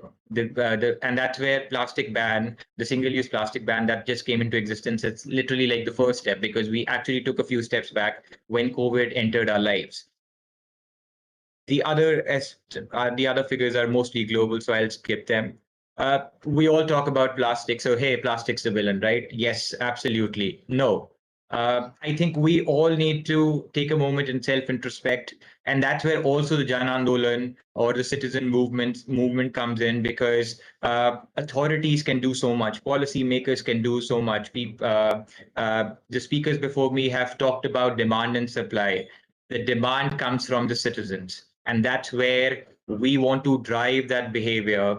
And we also want to drive it in a way where people feel empowered and people also feel heard. Because when we go out and do our movements, our campaigns, people's participation, we hear a lot many times, we want to do something, but hey, authorities are not listening. And when I sit with authority, when I sit with all of you, I've done a lot of work. In fact, Chandigarh, we've done a little bit of work. Ghaziabad also, we did some work in 2021. And whenever I sit, I hear, I mean, people are not aware enough. People don't want to participate. So we're that bridge between people and the authorities. We want to work together, because only when we work together will we be able to solve this crisis. Bans alone will not be able to solve this crisis. So everybody talks about 3 hours. I say 4 hours: refuse, reduce, reuse, recycle. That's extremely critical. As much as we can refuse, if we don't consume something, that's the best thing that we could do. If we can't say no, then we have to reduce and then reuse, and recycle is a very small part of it. We all understand a major portion of our waste, the solid waste that gets generated, the ULPs are handling. If we all cross our hearts, we know a major portion of that cannot be recycled. And then it goes into waste to energy and incineration and other stuff, which we'll see in the future how that works out. There are still, I mean, the results have to be seen. All right, let's quickly talk about the race campaign, because I believe that's a great blueprint that we could replicate, in fact, improve upon, and work with all the states and union territories to get the message across, to actually work towards a single-use plastic-free city, a garbage-free city, a litter-free India. So RACE, short for Reduction Awareness Circularity Engagement. It was a mass campaign that we did over 6 days across all cities of UP. And so the local ULBs were involved, citizens were involved, NGOs, every stakeholder that we could get a hold of, we got them on board and went into our drives, where what we do is the trash workout. So we do a little bit of fitness, make it cool for the youths to join in, and then get them to clean up. And you know what happens in that one action of bending down and cleaning up somebody else's litter? They will not litter again. And that's the first step towards achieving a garbage-free city, when every citizen pledges that they will not litter and they will not anybody else around them litter as well. So that's a critical piece to everything that we do, but it's the simplest thing to actually get done. Thousands of citizens participated. We did Nukkad Nataks and various other activities. The major takeaways were that we had aware and motivated citizens knowing what the single-use plastic ban is, what those items are, and how they could say no to it, as well as raise issues. The CPCB, for example, has the app, right? As well as raise issues if they see those single-use plastics being distributed somewhere. Pledge to reduce consumption and carry reusables and segregate their waste. Like I said, when they will not litter, that's where the journey starts, and from there they'll take other sustainable steps. And it was maximum participation of the youth. I think that's where we all need to focus our energies on, the authorities and citizens alike. How can we get 65% of India's population, which is the youth under 35 years of age, to participate in this movement? Some glimpses from various cities. Also, because we're talking about garbage-free cities, I think smart cities is a concept that's been talked about, that's been in the work for a really long time, and cycling is extremely critical to having a sustainable city. Sustainable city will be a garbage-free city, will also be a city which is smart, which is not polluting. We don't have to suffocate to breathe clean air like we do here in Delhi. And cycling is a great solution to everything that sustainability. So we did this campaign in 2021, a small campaign just to showcase what can be achieved. So I was cycling with a few volunteers from Delhi to various parts of North India, including Ghaziabad, Dehradun, and various other cities. In that process, we cumulatively cycled 26,000 kilometers, reduced 7 tons of carbon emissions, because we did not consume anything which was using plastic packaging or plastic waste, and obviously we did not use any fuel, thereby reducing all the 7 tons of carbon emission. And every city that we used to go, we would organize a cleanup drive, a clogging drive, and picked up close to 2 tons of plastic waste. Very important last couple of slides for me, Sarish, in case I'm out of time. We want to build a citizen-led movement in every district in 24 to 36 months. That's my goal as the Blogging Ambassador of India. That's what we want to do. And for that, we need every state and every union territory on board. We gave a quick example, a quick overview of the race campaign. We want to replicate, we want to make similar campaigns. So if we can reach out to you and do this together, that will be great. We'll be the bridge between the citizens and the authorities, and together we can actually work towards garbage-free cities. We want to do then weekly collaboration with ULB and citizens. Also want to empower citizens, right? At least nominate 1,000. We all talk about it, but it doesn't get built into some sort of a momentum or campaign. In the next 24 months, we want to acknowledge people who are doing real work, real good work on ground, and empower them so that they can continue and build those movements. Not when the highest seat in the country says, let's ban this or let's do this, do we get into a lot of action. We want to work with citizens all throughout the year and for the next 5-10 years, so that we can see real change on the ground. So nominate 1,000 citizens at 1,000 regional Swachh champions who can drive the movement regionally. We've also had some preliminary discussions with the Education Ministry, wanting to get boards like CBSE on board, so that practical environmental activities, I'm focusing on practical. Plogging, trash workouts, all of these are practical activities that need to be done. There's an action involved. Environmental studies is great. EVS, you can read a lot from the books, but that's not what's going to get our future generations to really be passionate about the environment and this country. We need to get them to act.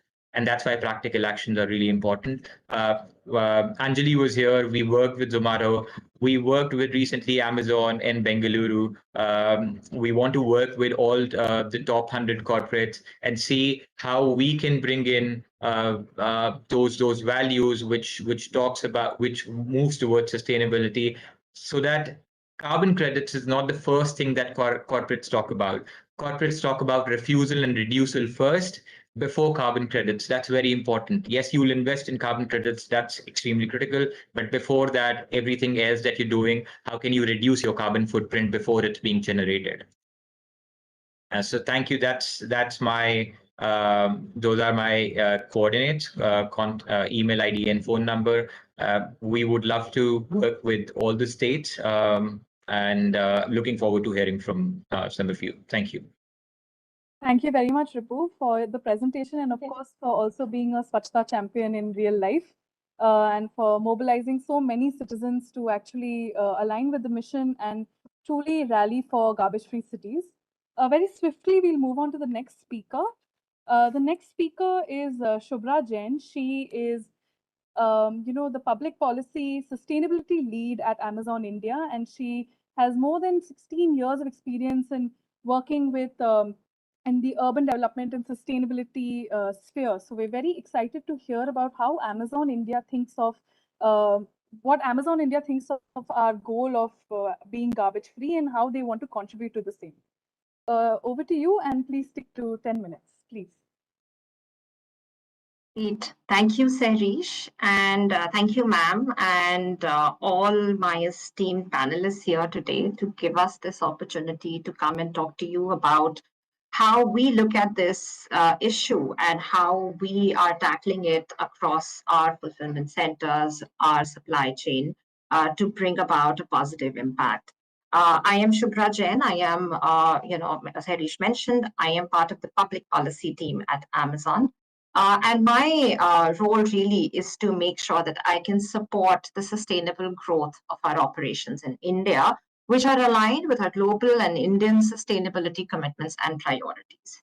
Now, before I get into the specifics around plastics, I just want to lay out that to make this massive leap towards sustainability and embedding these into our business operations, there are multiple steps that we've taken to build more sustainable operations across the country through innovations and initiatives, partnerships, very strategic partnerships in areas around packaging, sustainable packaging, electric mobility, consuming renewable energy and commitments around that, water conservation, and also working on building awareness through efforts with communities and community engagement.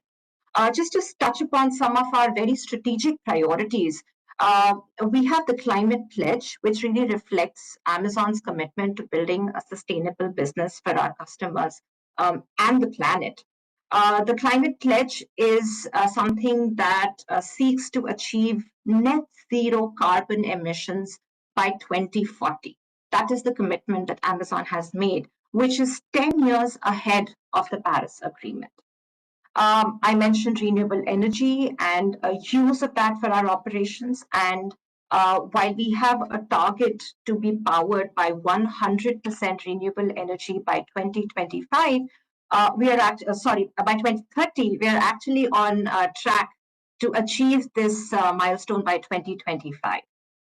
We are also committed to transforming our delivery fleet, to a more sustainable fleet by adding 10,000 electric vehicles to our delivery fleet in India by 2025.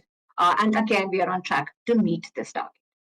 Now I'll come to the topic at hand, which is, of course, our actions around sustainable packaging with the goal of managing plastic waste that comes from there. And I'm very happy to share that Amazon, as early as June 2020, actually, successfully eliminated 100% of the single-use plastic from our packaging that originates from 60 plus fulfillment centers spread out across the country. So that is a milestone that we at Amazon are extremely proud of. But then that's not a goalpost in itself. We are committed to go beyond eliminating just single-use plastics, and in fact are working on multiple innovations, multiple solutions that actually allow us to reduce the plastics that go as part of the shipments, as part of the packaging that needs to go to customers for their orders.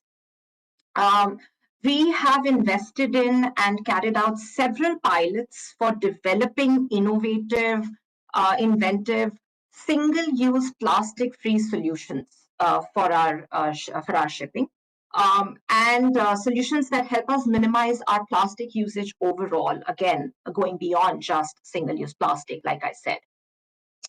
Our intent always through the innovations and pilots and testing that we do is to ensure that the product, the alternative product, should be tested to gauge the strength of packaging during transit, because that is critical for us to be able to deliver the customer experience and ensure the safety of the product that gets to our customers. We have partnered again with multiple manufacturers in the country to develop different solutions. Some of the specific ones which I lay out for you are we have moved away from using plastic mailers, which is the cover for the shipment, and use paper-based mailers instead. We have also innovated, which is an India-focused innovation around developing it's specially designed paper tapes. So we've been able to eliminate the brown plastic tapes that went to secure the product that went to our customers. So we have invented and now use paper-based tape, and that was an invention, that was an innovation that required extensive testing, extensive piloting to ensure that we're able to meet the requirements around adhesive strength, around ensuring the safety and the safety of the product, the safety and integrity of our product. So that's been around some of these interventions to move to some of the more alternatives. Also, our focus is on ensuring that the packaging material options that we use are either paper or are amenable to recycling and can be part of plastic recycling streams. I would also like to quickly touch upon two specific programs that we have. One is something called Prostration-Free Packaging, the FFP program that we have rolled out, where we work with manufacturers to actually change and have specific packaging for the products that they sell through our platforms, where the packaging is easy to open and use for our customers, but is also 100% recyclable and is ready to ship to customers without having to add additional Amazon packing and Amazon boxes. This has also led us to an India First initiative pioneered in India for Amazon globally, which was around packaging free shipment, the PFS, which is a solution again where the customer orders are shipped in the original packaging. Now there, of course, it has to be decided by the type of product which are amenable and the type of packaging that we get from manufacturers. And given the scale of our operations, given the expanding selection that we continuously deal with, our endeavor in everything that we do is to ensure that we are able to bring in technology to help us in achieving the objectives that we lay out for ourselves. And in this area also, we actually leverage technology. We use machine learning algorithms to adjust the kind of packaging protection that is required depending on the product itself and depending on the transportation requirements for that particular product to reach our customer in a very safe and integrate, and maintain the product integrity. So some of the products where we have been able to remove packaging and make it a packaging-free product are around tech accessories, around home and home improvement products, shoes, luggage, some of those areas. But of course, we do continue. There are other products which are fragile items, liquids, where that may not be possible in its entirety. Another initiative that I'll also quickly touch upon is something called Amazon Day. And this here also relates back to some of the issues, some of the conversation that were happening earlier. Madam Commissioner from Chandigarh also touched upon this issue of behavior change. Ripu was talking about it. But essentially, it's a solution available to customers to be able to get their deliveries in lesser packages on a particular day. Again, this is something where we bring in our technology and machine learning to be able to reduce the number of packages wherever possible and consolidate. This, of course, while also minimizing packaging requirements, also helps lower the overall carbon emissions and the intensity of that for shipments that reach our customers. So all of these initiatives that I spoke about, frustration-free packaging, eliminating the packaging-free shipments, all of these, it has helped us already reduce the weight of packaging per shipment that Amazon uses, and thereby reducing the waste that gets generated, and of course also the concomitant benefit of reducing our emissions that I just spoke about.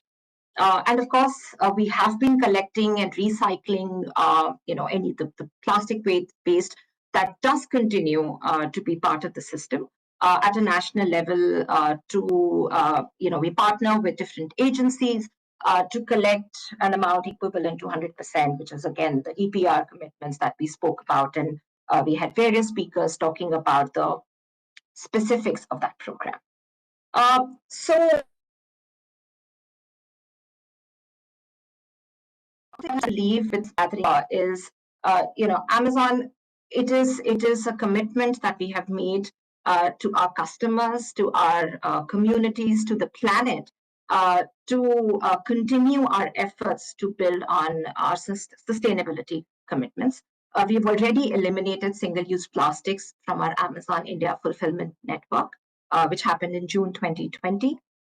We believe investing in and taking action around sustainability is a win all around for our, again, customers, our business as a whole, and our communities, and of course the planet. So it's a win for everyone, and we will continue to invest and innovate on this front. That's a commitment that we have at the highest level. And in fact, it is reflected in one of the very recent additions, the latest additions to our leadership principles, which guides all the actions that we take and decisions that we make on a daily basis, which is to say that success and scale brings broad responsibility. And we recognize our role, that we are big, we impact the world, and that we are far from perfect. But we must continue to strive and be considerate and thoughtful of even the secondary actions that the secondary effects that our actions have on everyone. Before I close, I will just also lay out, since I have the attention of esteemed officials here, that while we work, there is a lot of work that we have done, as I mentioned, piloting, working with manufacturers around alternate packaging. I think this need to look at alternates, and again, Satyendra ji talked about it, Madam Commissioner spoke about the need for alternatives, and the cost impact also of these. Madam Commissioner also spoke about a cotton bag being much more expensive for the customer. So I think that's an area that we need to make sure that we're able to address, to have safe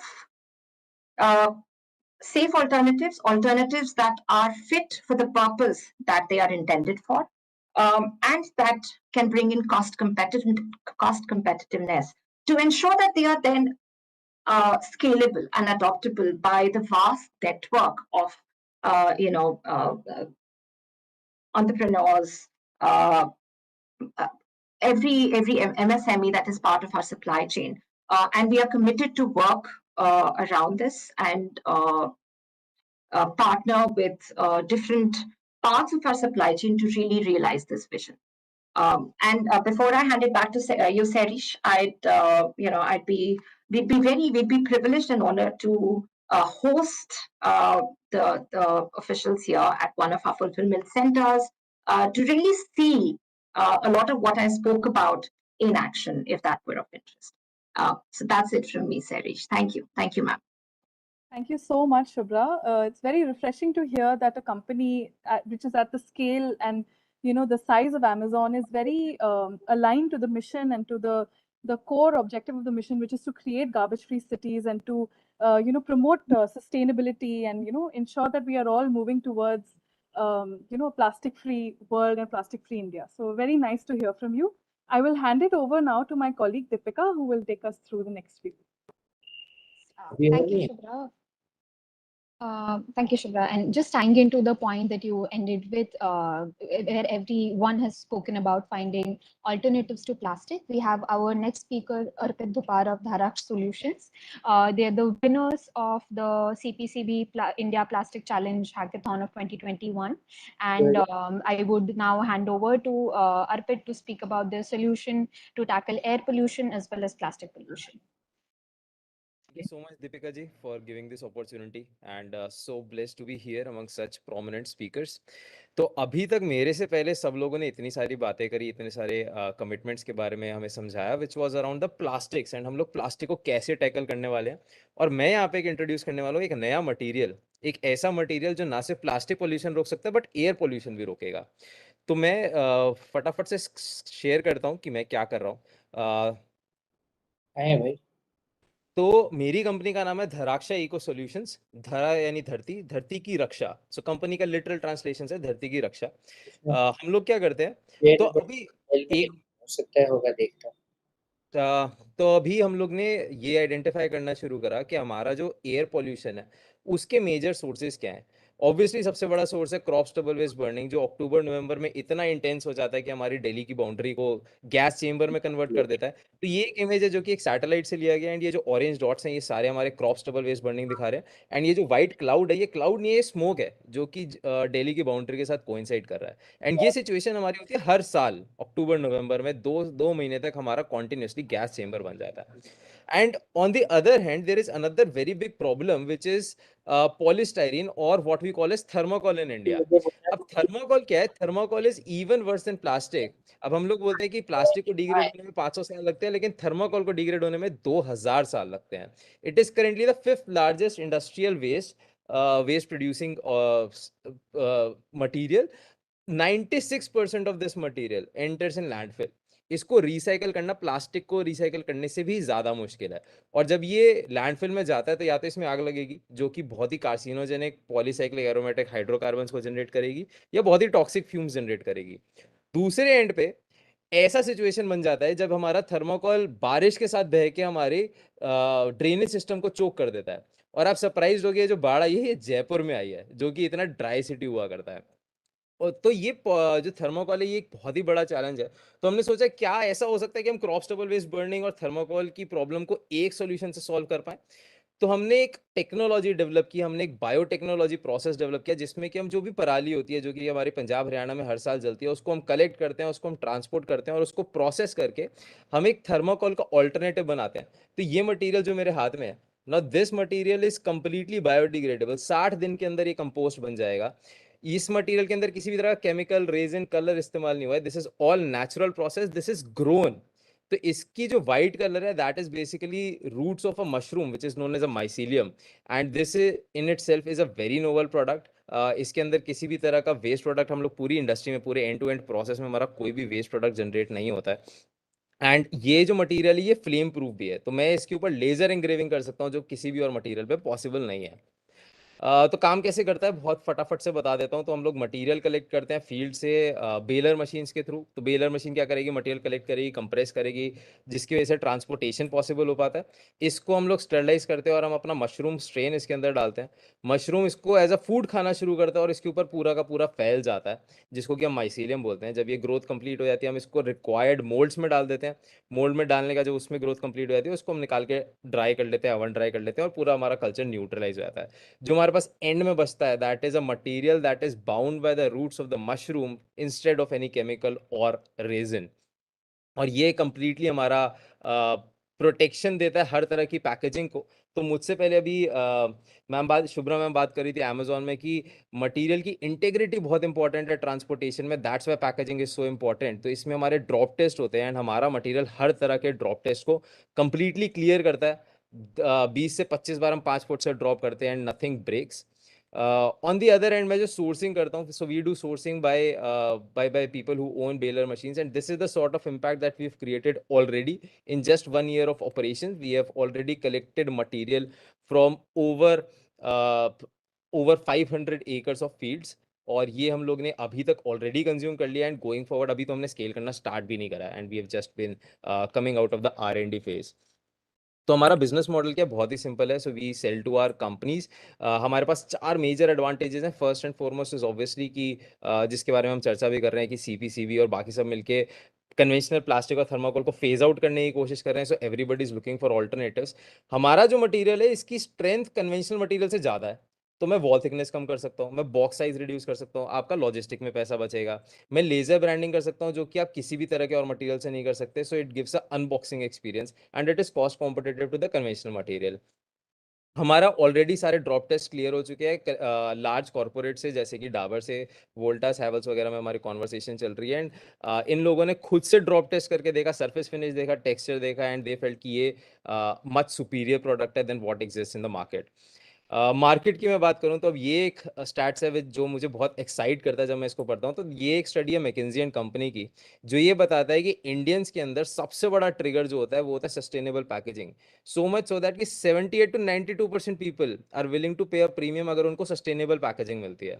तो India is the best place to be at the moment if anybody is trying to do any innovation in the packaging industry, if anybody is trying to build a sustainable company, and this what keeps me going कि हमारा हमारा response बहुत अच्छा है market में and so we stand at a point जहाँ पे हमारे पास कंट्री में there is a higher willingness to pay where law is conducive to such technologies and we've got competitive pricing so we feel कि जो next 5 साल होने वाले हैं इस 5 साल में जो पैकेजिंग इंडस्ट्री में चेंजेस आएंगे उस चेंजेस को हम बहुत अच्छे से लेवरेज कर सकते हैं और हम कॉरपोरेट्स को हेल्प कर सकते हैं बहुत ही जल्दी सस्टेनेबल ऑल्टरनेटिव्स में शिफ्ट होने के लिए ये है अदर साइड ऑफ इम्पैक्ट कि ये तो हो गया हमने प्रोडक्ट बना दिया पर जब हमने प्रोडक्ट बनाया तो हमने हर फार्मर को 2800 रुपया टन हमने उसको कॉम्पनसेट करा दैट मीन्स 10,000 रुपया पर एकड़ हर फार्मर ने एक्स्ट्रा कमाया जो कि एक बहुत ही सब्सटैंशियल इनकम है अपार्ट फ्रॉम दैट हमारे प्रोडक्शन प्लांट हमेशा टीयर 2 और टीयर 3 लोकेशन में होते हैं जहाँ पे हम लोग काफ़ी जॉब अपॉर्चुनिटीज क्रिएट कर सकते हैं हमारे हर प्लांट में 80 से 90 लोगों की रिक्वायरमेंट होती है and these all jobs would be in tier 2 and tier 3 locations पर सबसे बड़ा इंपैक्ट होता है एनवायरनमेंट पे तो अगर मैं सिर्फ पंजाब हरियाणा की बात करूं तो हर साल हम लोग 2 करोड़ 30 लाख टन पराली सिर्फ पराली यानी कि चावल के बाद बचने वाला मटेरियल जला देते हैं अगर मैं सिर्फ और सिर्फ इस मटेरियल को कैप्चर कर पाऊं तो मैं इतना पार्टिकुलेट बचा लूंगा दैट इज 4.3 लाख टन्स जो कि इक्विवेलेंट है कि मैं सारे कंट्री के थर्मल पावर प्लांट्स को 47 डेज के लिए बंद कर दूं उतना पॉल्यूशन बचता है मैं सारी की सारी कंट्री से गाड़ियां 111 दिन के लिए यानी ऑलमोस्ट 1/3 ऑफ ईयर के लिए गायब कर दूं उतना CO2 बचता है and millions of tons of carbon monoxide methane and nitrous oxides उसके अलावा obviously there is a social impact तो वी मेक श्योर कि हम लोग जिन लोगों को एम्प्लॉय करते हैं उन लोग को हम मिनिमम वेज प्रोवाइड करें उन लोग को हम हेल्थ बेनिफिट्स दें एक्सेट्रा एक्सेट्रा और हम लोग ग्रास रूट लेवल से लोगों का डेवलपमेंट इंश्योर करें तो thank you so much this is a material and we believe we can recreate clean skies blue skies इससे मेरा क्या मतलब है आजकल जो हमारी नई जनरेशन आती है ना जो छोटे बच्चे हैं जब वो पेंटिंग करते हैं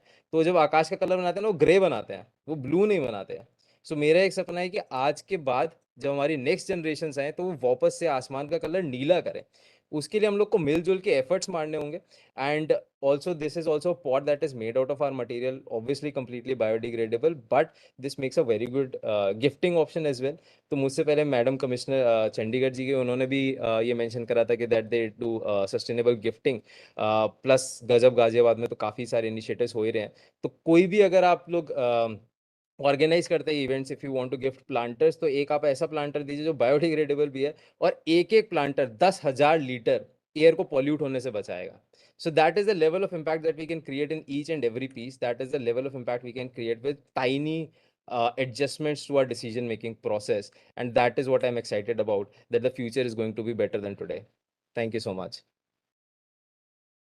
Thank you so much, Harpreet. That is truly thought-provoking, insightful, and so innovative. Now, moving on to our last speaker for the day, we have spoken about the legal and the administrative framework. We've spoken about innovation. We've spoken about corporate. But the very important part of all of this value chain is the informal sector that is actually involved in the recycling. So I invite Akash Shetty from Plastics for Change to throw light on the work that is being done by Plastics for Change in terms of fair trade recycling and their work with the recyclers in informal sector. Over to you, Akash.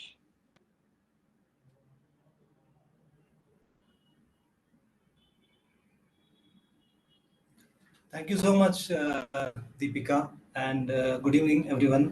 I'm happy to be here, and thank you so much for the platform where, as a Plastics for Change, what we are trying to do is so basically, Plastics for Change is trying to solve two of the major challenges that we have today. The first one being the plastic pollution, and as we all know, when it comes to the brands and manufacturers, they are more than willing to use the recycled or recyclable plastic in their product lines. However, they find it difficult to get access to the high quality recycled plastic from a responsible supply chains. And I think that is where Plastics for Change comes in the picture.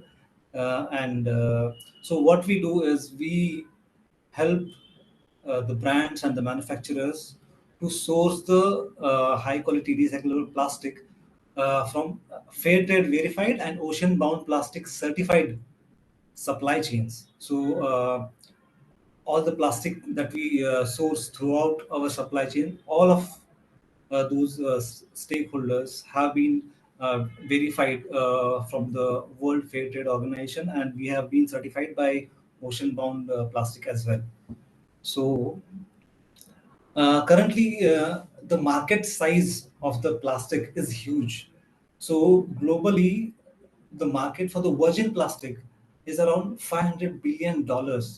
And since the consumption of the plastic has doubled in the last 1 decade, it is imperative that we need to uh, refuse, reduce, and recycle as well. So we are focusing on the recycle part, and as all of us know that all the there are more than 400 plus global brands who have already committed to use 25% of the recyclable plastic in their product lines by 2025. And as Mr. Arpitji mentioned, that consumers, they are willing to pay the higher price for the products which are based or marketed on sustainability, right? So there is a demand as well, but the problem that the brands and manufacturers are facing, as uh, uh, during the talk by Amazon lady mentioned, that they are finding it difficult, or they were having challenges during the R&D that they were doing. They want to get the right packaging. When it comes to packaging, the looks of it, the feel of it, the strength that it requires, and the importance of the packaging as well. So considering all these things in mind, what Plastics for Change does for the brand is, so basically, we have this 3-step process where we request for the sample from the brand and get the technical specification sheet. We do the R&D and we come up with a recipe which will fit or which will match with the technical specification that the brand requires. And once we have that recipe, then we do the pilot project, and we do the line testing at the brand's level or the manufacturer's level. And once the quality is matched, then we move to the next step, that is procurement plan. Based on their demand and our supply capacity, we come up with a plan, and based on that, we go to the third step, which is the launch of the project. So that is where PFC helps, because PFC Plastics for Change has ethical supply chain.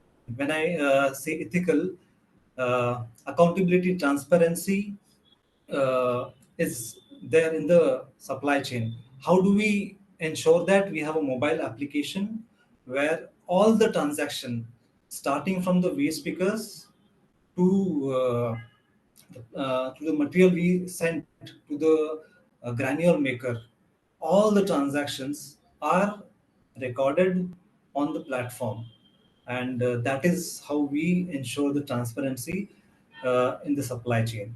And through that supply chain, the impact that brand will be making on the social front, so that also is measured and accumulated by Plastics for Change Foundation team, and we help the brands to with the content which reflects the impact that they have had on the society. So that is where basically we help them in the marketing as well. So this is how we are helping them. So our secret sauce is basically we have the high quality recycled plastic, and the impactful and the ethical supply chain that we have, and we can help brand with the marketing front as well. So I will just take you through our supply chain quickly.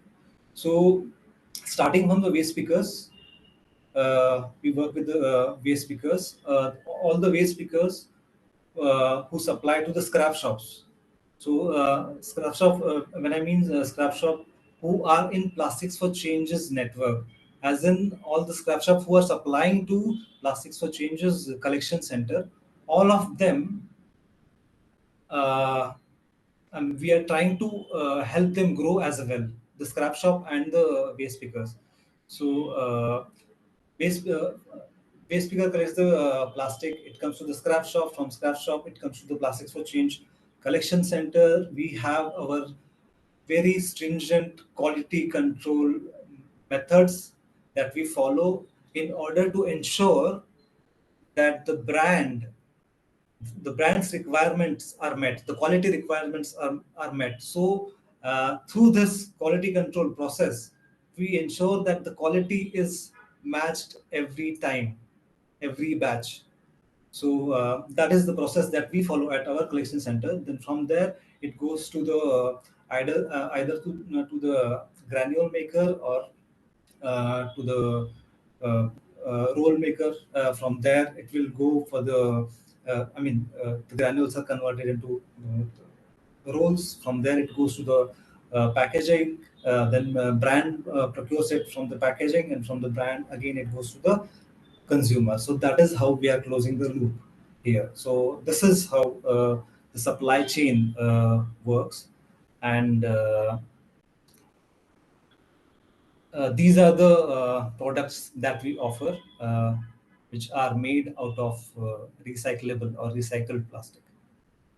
And coming to the second challenge that Plastics for Change is trying to solve, that is poverty. And here I quickly want to take you through day-to-day life of a waste picker. So waste picker is someone who does not have a consistent income. They don't get fair market price for the plastic that they collect and sell to the scrap shop. So basically what happens is, since they are at the bottom of the pyramid when it comes to the plastic recycling industry, so they are the ones who are exploited the most. They don't get fair prices for the plastic that they're selling. They don't have proper shelter. They are living in the makeshift houses. They don't know much about the financial. They don't have much knowledge on financial, or they don't have proper access to the healthcare. I would say that children, most of them are not going to the schools. And so basically what Plastics for Change does for the waste pickers and the scrap shops and the people who are working in the scrap shop are, so we have two entities. One is the private limited, and then we have foundation. So the from private limited front, what we do is all the waste pickers who are supplying or selling the plastic that they have collected to the scrap shops, we have made it mandatory for the scrap shops to pay the fair market price to the waste pickers who are selling the plastic. So that is one part of the equation, where we are trying to give them consistent and fair market price for the plastic that they're selling. On the other front, from the foundation side, what we are doing is we are conducting these financial training, and we are helping them in terms of social identity. So we give them training on financial. We help them get the bank accounts, get their e-shram cards, and get them Aadhaar card, PAN card, voter ID. So these are the things that are done in these two buckets, I would say. And when it comes to the nutrition and healthcare, we do conduct health camps. They have we create awareness on nutrition. We give them nutrition kits, especially to the pregnant women and lactating women. When it comes to the education, we are running the program for the children who are from the waste picker communities. So there are offline classes that we conduct for the children from first standard to seventh standard, and there are online classes that happen from eighth to 10th standard. And in terms when it comes to the infrastructure development, so when it comes to the infrastructure development, all the scrap shops that we are working with, we give them first aid kit, fire extinguishers, drinking water.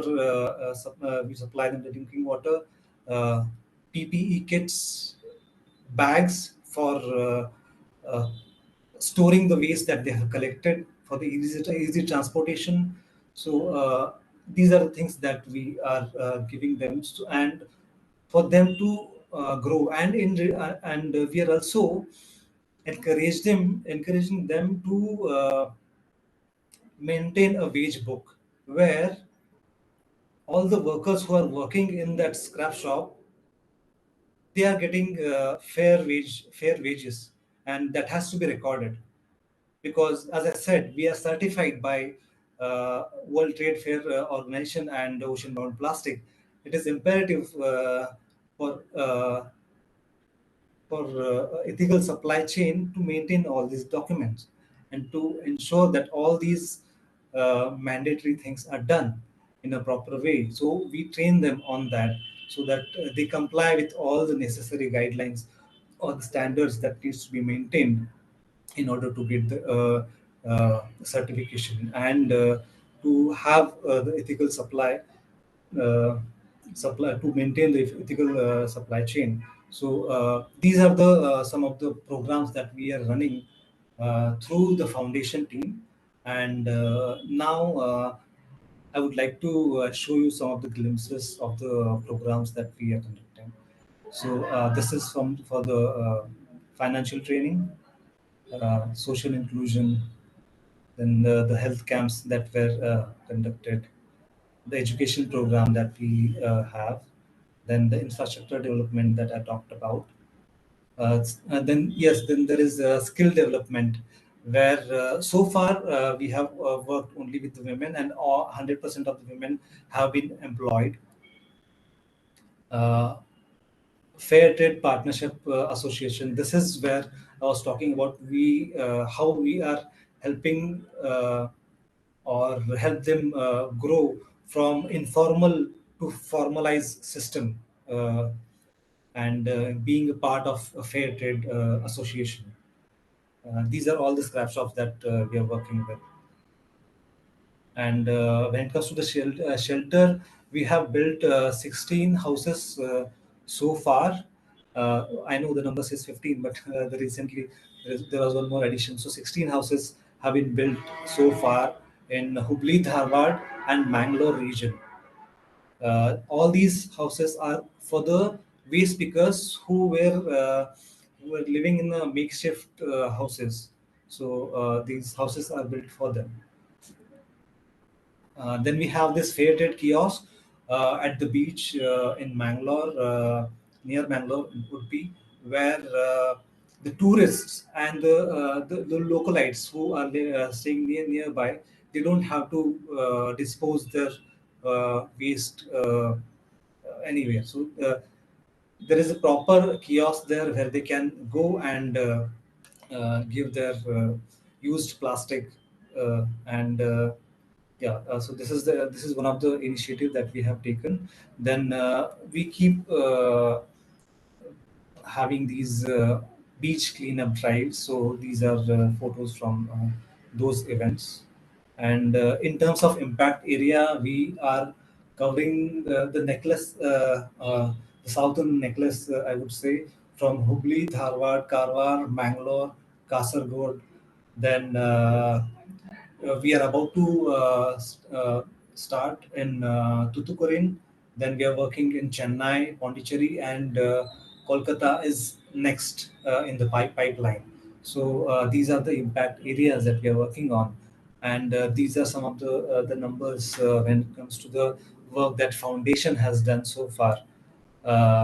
So 63% of our beneficiaries are women, and I won't go much into the numbers. And these are some of the key achievements that we have had, and these are the numbers from the last 12 months that we have worked on. So thank you so much for the opportunity. Thank you so much, Akash. That is really great work that is being done by Plastics for Change.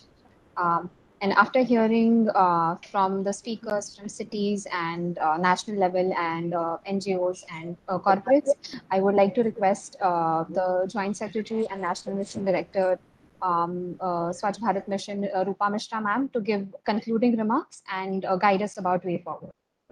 Over to you, ma'am. Thank you very much. At the outset, I would like to thank, compliment, and congratulate each one of you for contributing in a way that's absolutely incredible and extremely powerful. And truly, I would say each of you is a mover and shaker in your own capacity as individuals, as institutions.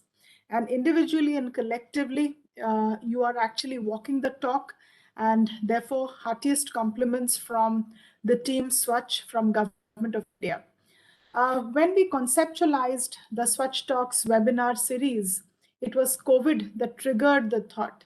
And the pandemic has brought with it innovations that have come in different walks of life. And so is peer learning as an exercise, which we thought to leverage using the platform of digital media and connecting cities to cities, cities to influencers, cities to industry, cities to community-based organizations, and various stakeholders, so that when we move ahead in this next echelon of our journey towards garbage-free cities, cities actually can make informed choices. They can make wise collaborations and partnerships and truly trigger a movement that would help all of us as a nation. Starting from COP26, we are witnessing a very, very important phase of development around us. India is crucially emerging to be a very strong voice in climate and environment matters. And India is gradually, under the leadership of the Honorable Prime Minister, emerging as a very strong fulcrum where not only change is initiated, but change and positive change is being sustained.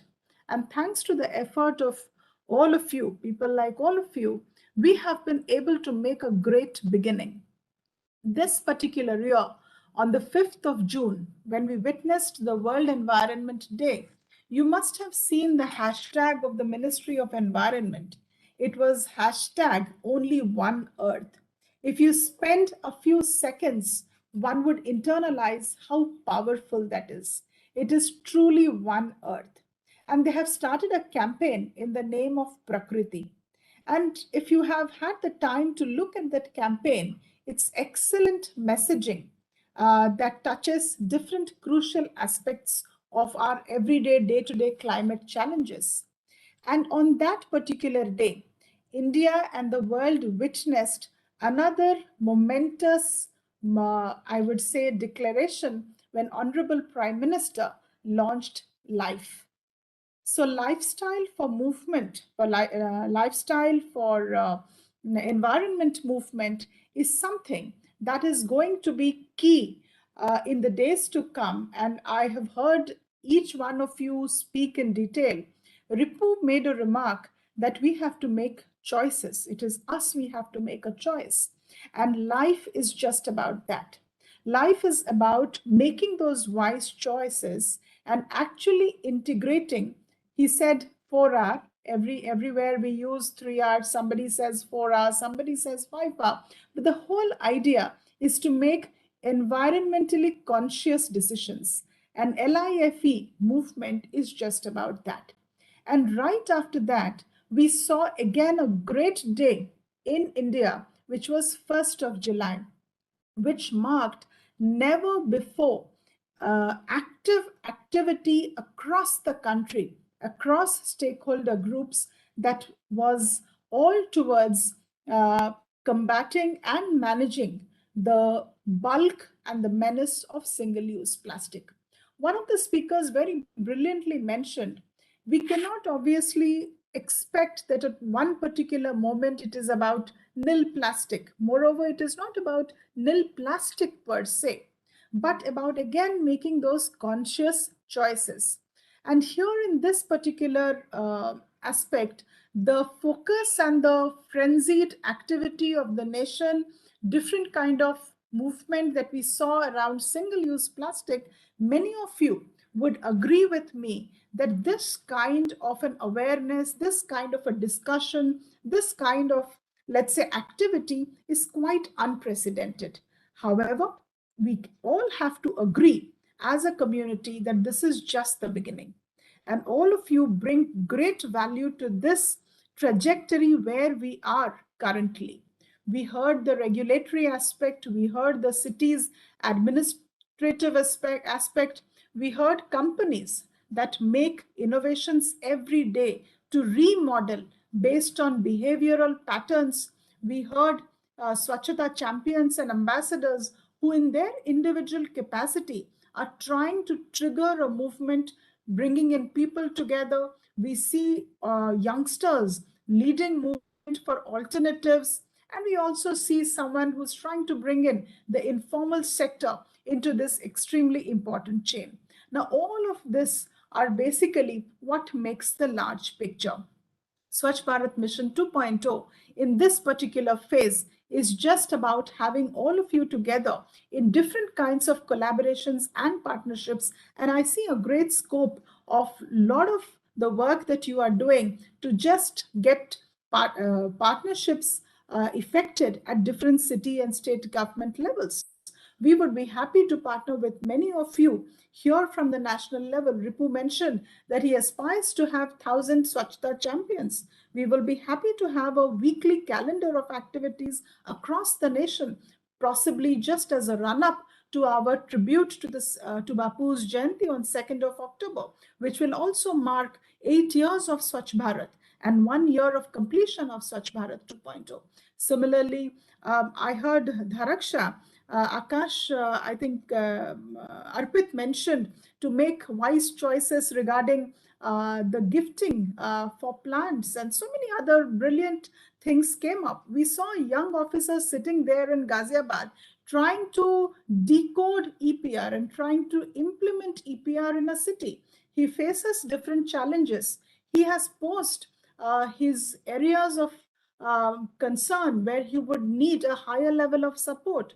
We saw another administrator trying to think out of the box and bringing people together in one of the best planned city of the country. So here we are in a time of innovations, experiments, challenges, trigger actions, and overall great excitement. SwachhTalks is a platform where we are looking to hear something different, which we otherwise hear in government meetings. And today, I think our purpose is very much met by listening to the excitement in your voice.